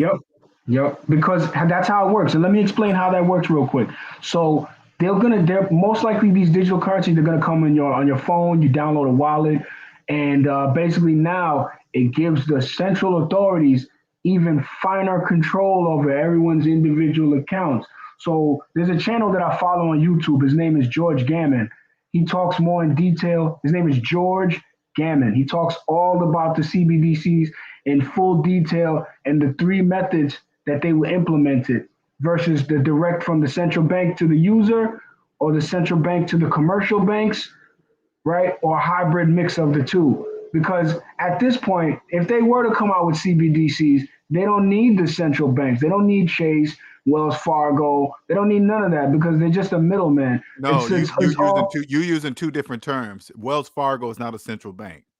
no, I know they're a commercial bank. So then Correct. you don't, in this scenario, if CBDCs are implemented, they can only be implemented three ways. The first way will be from the central bank directly to the consumer. The second way will be from the central bank To to the the commercial commercial bank. bank, Oh yeah. then to the No, consumer. it's always going to be like that because you can't walk into a central bank and open a checking account. So they're Oh, always going to use they're you always going to can't. use, huh? You can't, but say we have like an emergency, like another pandemic, major economic crash or something like that, right? They can just basically say everyone's bank accounts are frozen. They can do that. They can stop giving the loans to the commercial banks. Commercial banks will stop giving out loans to private businesses and regular people. And then for the next 2 weeks, it's all hell break loose. And then let's say one day on the news, Jerome Powell gets on stage and he says, everyone just download this wallet. You're going to get all your funds repaid back to you, right? If your commercial bank had $1 million, you're going to have $1 million in FedCoin now. So they can do this at that level, but it'll have to come in an emergency. Like what Lesson was saying, they will have to change the Federal Reserve Act and that sort of thing. But like since 2020, they've been making arbitrary laws. Since last year, they've been passing all kind of bullshit laws, making people do stuff they don't want to do. I don't want to, I don't know how you feel about the whole pandemic on your channel, but You they've do been just know that making, you do know the government borrows money from the central banks, right? yes. So that means the central banks are in control. And Bitcoin breaks that control. Whoa. See, that's why I came up here. See, now that's where you lose me at because I'm with you on the power of cryptocurrency, right? But Bitcoin is not a hedge against inflation. Bitcoin is highly centralized. 49%, 48% of all Bitcoin is held in 1,500 wallets. You're Okay, let me just freeze you right there. Because here's the thing, if majority of the Bitcoin are held within centralized wallets, they number one, they can't make any more than 21 million. So the people that hold the majority of that's the false. Bitcoin can't print more. That's false. They Right? can They, go to Bitcoin whenever they want. how and what method can they change the code of Bitcoin? They just have to rewrite the program, just like how Bitcoin Cash. And whose node is going to accept the rewriting of the code? I mean, Not my node. it doesn't matter, Dude, honestly. then it's gonna be a fork, and it's gonna be a fork of Bitcoin, and the majority of the people are gonna go with the original source code. Bitcoin's been forked over 100 times. What you're saying has already happened. Like it's probably happened today already. So Right, Bitcoin goes through forks, right? These are software forks. What you're saying is a fork, a hard fork, right? yeah. But Yeah, okay. We no, go through hard forks all the time. The last biggest hard fork was something like this was supposed to happen was Bitcoin Cash in 2017. And it was a majority of the people that even before I was in Bitcoin that were looking to uh, to alter the code, and the core code still won because you have a majority of people that are not gonna change the code. Yeah, you can have more, I, and the people that made Bitcoin Cash. Yeah, look, check this out. Read Block Size War. If you read Block Size War, you'll understand the everything that happened with the New York Agreement and the SegWit 2x, how they tried to fork the code to allow larger blocks inside the Bitcoin, I understand that. inside each block of Bitcoin. I So yeah, understand. Bitcoin fixes it. The majority won. So what you're saying is it happened in 2017. The No. majority of the people, Roger Ver, Coinbase, the Gemini twins, and a lot of the people that are majority Bitcoin holders, they tried to change the code already. China tried to change the code in 2014. The fact of the matter is, it's a mutable code. It can be changed. That's all I'm saying. But what I'm trying to say is that it's not a hedge against inflation. It's being controlled by the biggest players, people that what is his name, Draper or whatever his name is, has the not come out at any time. Satoshi's coins could come out at any time. They won't let you build on it. They built what the Lightning Network or whatever that is, USD on top of Bitcoin, which is pretty much defeating the whole purpose of Bitcoin. Um, How so? How does the Lightning defeat the purpose of Bitcoin? I don't understand. is it the Lightning or which one is it where you can settle CAT USD payments on top of Bitcoin? Is that Lightning? Um, that's a few other things. I It does, think that's liquid. That's liquid Bitcoin, where you can settle on another Bitcoin side chain, or the right? Lightning Network, which is a channel. I mean, a layer on top of Bitcoin. Now, when most people say like, "Oh, you're going outside of the core rules of Bitcoin," not necessarily, because on a Lightning transaction, it's basically a multi-signature Bitcoin transaction that ends up getting settled on the main chain later. So what about the ETF? Does that not compromise the integrity of Bitcoin? No, because that's now I get what you're saying. That's paper Bitcoin. That's just like the gold shares. That's just like a Right. bunch of GLD shares, You can right? suppress the price of gold with that. Yes, and they have been suppressing the price of gold, and they've been suppressing the They price of Bitcoin. Now are I'm they not not saying, Bitcoin? yeah. Say it again. I said, so what makes you think if the same people are doing it, why would they not do it to Bitcoin? It makes it actually easier for them to do that. No, and they are. But here's the thing: if you don't sell, they have less to buy. There's a minor issuance that comes out. There's a minor issuance right now that's like 6.25 that comes out of the network every 10 minutes or average, right? That's $360,000 to fight for every 10 minutes. So it's one of the that's the incentive of Bitcoin, the block reward plus the fees. So like 2024, when 3.15 only come out, the demand is going to be higher. They can only do this for but so long.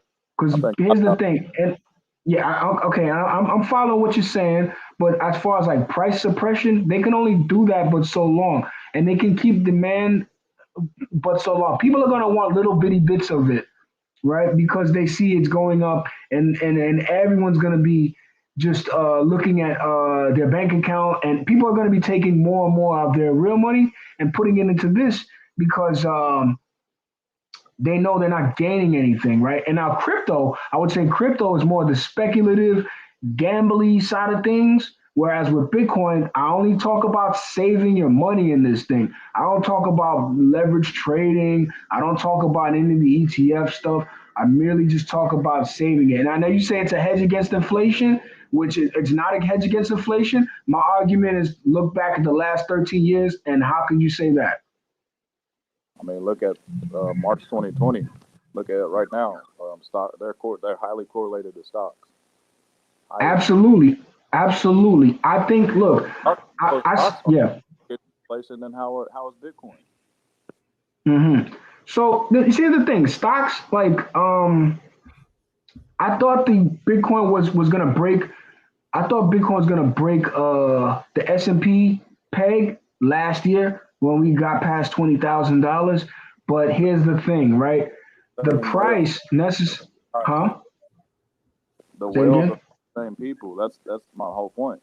Yeah, I know the whales are necessarily. Look, I haven't sold any of my coins, right? I just accumulate. So it's more or less going to work on the new people, right? People that are looking for the short term gains, and it's going to wash out a lot of people that haven't really looked into it. And that's the beauty of this thing, man. It's very hard to hold. People don't understand how hard it is to hold something that appreciates like 150% a year. You're gonna want to sell it. It's just human nature for you to do something like that. And I'm not saying that there's not market manipulation with heavy holders that dump the price every now and then. But like you have to understand, when the price dumps, wiser individuals, we're going to buy the dip. We're going to look at that as an opportunity to allocate more money that we know is going to gain more value over time, right? Like everyone could call it a Pokemon currency and the X, Y, and Z, but like necessarily they haven't done the work, right? They refuse to do the work, which is fine, right? Because these same people, they don't take networking courses, they don't apply themselves in Yeah, I agree. that end of things, right? They don't apply themselves to the tech whatsoever. They haven't been on GitHub. They don't know what. Now I'm not saying this is not even an LJ, but you got a few people here that just they just want to save for the sake of being said. But you could do yourself much more justice educating yourself to the tech behind it than anything. Now to change Bitcoin's core code, it would have to come through a GitHub repository, and it would have you have to get a pull request. You know how to do pull requests on GitHub? No, I don't. Now that's some like coders. All the Yeah. coders on YouTube, that's like telling them you want to go to the store get some milk. That's nothing. Pulling a code like getting a pull request on GitHub is easy because that's the public code repository for all major projects Well, and any side project you want to do. All right, you guys, man. We've been going on 3 hours, man. We gotta wrap this up. Right now, God bless, LJ, No, God I bless, appreciate bro. you, Lesson Burn, and Mr. G for jumping up here. I appreciate you, man. I really do. all right, As appreciate it. always, as you guys jump up, man. Thank you. Yo, man, thank you, man, and I see you next week when you do another show. Okay. Just keep dropping them good ones, man. Thank you, No bro. problem. No problem, man. Thank you, sir. Let's okay. So let's wrap this up here. So outside the debt matrix, you understand. I fully understand that the central banks control everything. Okay, the central banks understand that our capitalist economy is psychological. The central banks understand debt slaves have no money, no currency in any form. In any form. The central banks control everything. They can have anything outlawed. They always people always say things like, "Oh man, they can't do that. They have to change this." They have the money to change anything. Everything changes. Everything changes. So once what people don't really, especially debt slaves, what they don't understand is this. You guys have no money, $0, zero currency. Nothing exists for you. Nothing. It doesn't exist. It's like, yeah, man, central banks keeps printing money. Yeah, they got the printing machines. Yes, that's true. They can print as much money as they wish. What's your point in saying that? Oh, it devalues the dollar, fiat currency. Who's telling that information? People with student loan debt? Oh man, the gold, the money's not backed by the gold anymore in 1970. Are you making payments on that cell phone? Are you making car payments?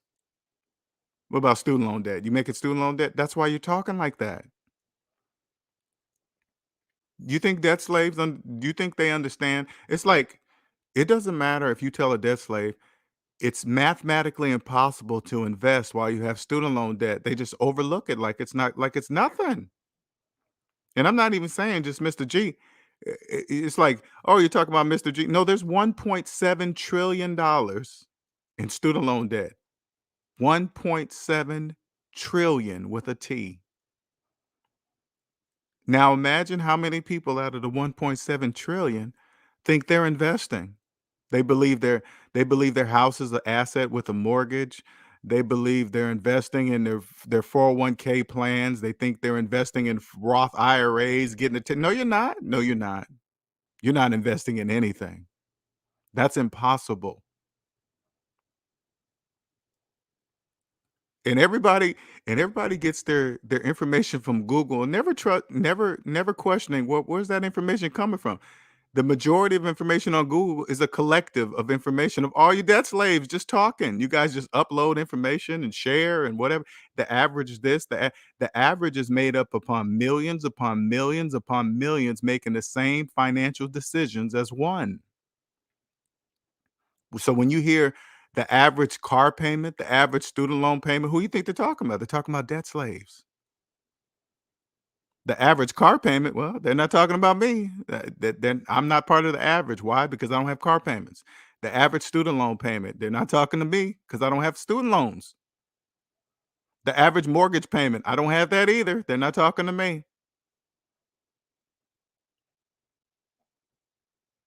It doesn't matter. Listen, the central bank knows this.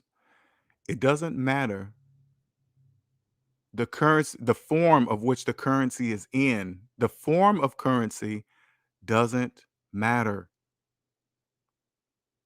It doesn't matter. But at the same time, if you get out of debt and you decide to mess with cryptocurrency, it can be very profitable because you know what to watch. You watch debt slaves. You don't pay attention to all the people on YouTube. You don't you don't worry about Satoshi, this mystery guy that did the blockchain and 21 million. None of that matters. That's just made up shit. They're making up shit that nobody can verify. Listen, if the creator of Bitcoin is anonymous, that means they can make up anything they want. Anything. Oh, he's invisible. Okay, well, shit. Just like cryptocurrency. Yeah, just like cryptocurrency. It's invisible. You can't hold it. You can't touch it. It doesn't exist. It's psychological. Cryptocurrency is a psychological currency. Now you're probably thinking, well, so is paper. Paper money psychological too. How can they both be psychological? I don't know. You're gonna have to ask the central banks how they did that. That's centuries in the making. Centuries. This was in place before any of us in this chat room was born. This is centuries in the making. Slavery went from physical to psychological. And I promise you, the rich make way more money off of psychological slavery instead of physical slavery. Because debt is the colorblind slave master. It doesn't matter where you live. It doesn't matter. It doesn't matter if you're in a Gen X. It doesn't matter if you're in the whatever, all these stupid categories they make up. Uh, they talk about uh, uh, uh, classes, lower class, middle class, upper class. None of those classes exist. They don't exist. There's no such thing as economic classes. They don't exist. Well, they exist for people with money, but not for people in debt. The only class, when you got student loan debt, the only class you are in is the debt class. It's all connected. All the central banks are connected. And he's right. Eclectic agitator. Central banks are everywhere. Why do you think that is? Why do you think central banks are everywhere? And look at this. This is what you got to understand. Wherever you live, Google the central bank and just look at the building of a central bank. Just look at the building. What does that building say to you? Central bank buildings tell you we are running shit. Look at our building and look where our building is located. In every city, look where it's located. Why do you think that is there? Because they're running shit. Debt slaves don't know. No currency exists for debt slaves. None. Zero.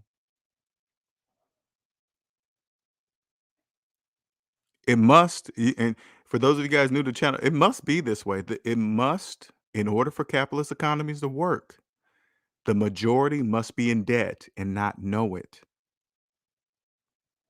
They must believe they own houses and cars and retirement accounts and all this other stuff with no money. The debt matrix is a place where you can own stuff with no money. That's where you can live out the American dream in the debt matrix, because if you're in the negative, you are obviously asleep. That's clear.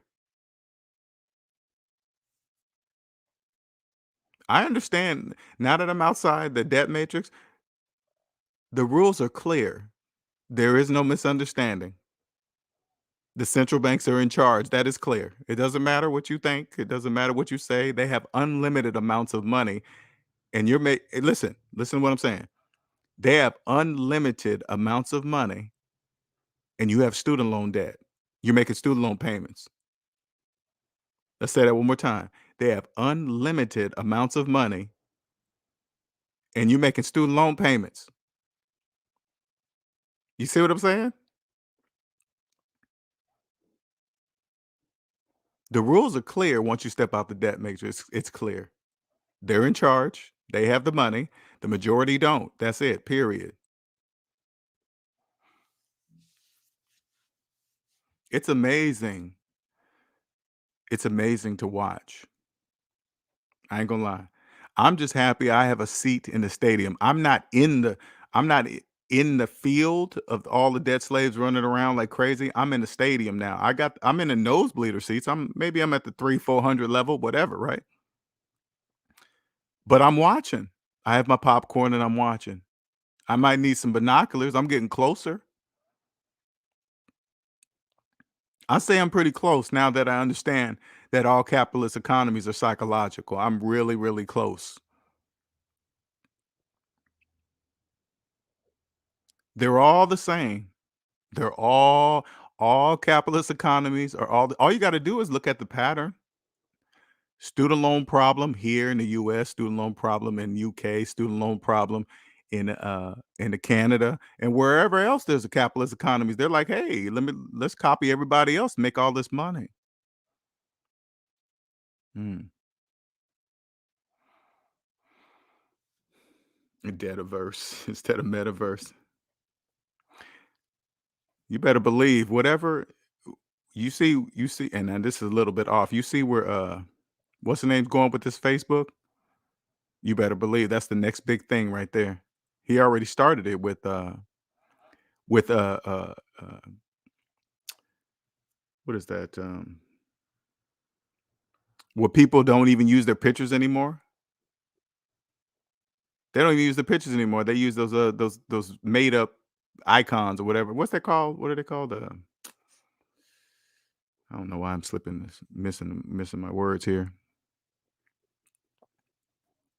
But have you noticed that before what's the name of Facebook decided to change over to the metaverse, he was already transitioning people over. Hey, you can be this person here. You can make up and look like, yeah, avatar. Thank you, Live.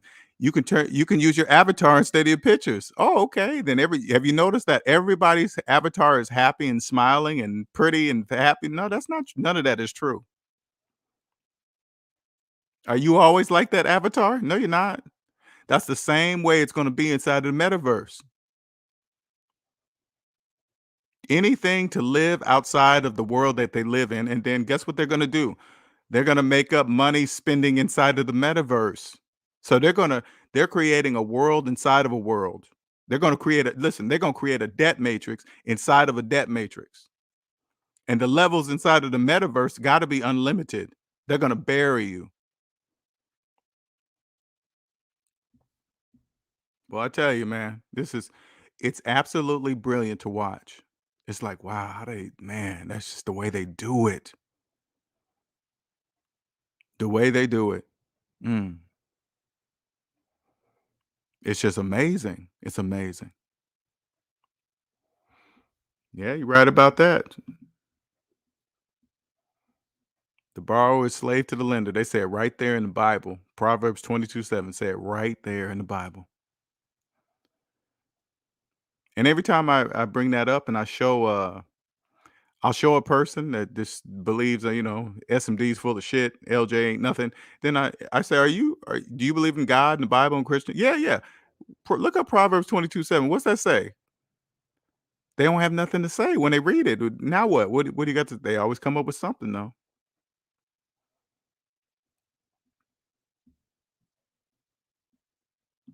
What you say, lesson word? Watch some Second Life Second Life. Okay, affairs and marriages ruined because people care about that more than their family.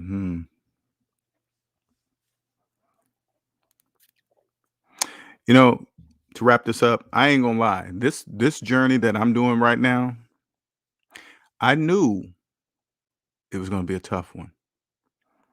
Personally, and business wise, I knew.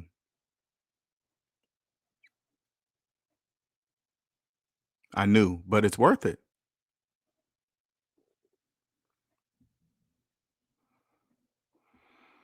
All right, you guys have a very good evening. It's 5 o'clock here in the East Coast, just after 5. You guys have a wonderful, wonderful evening. All right, later.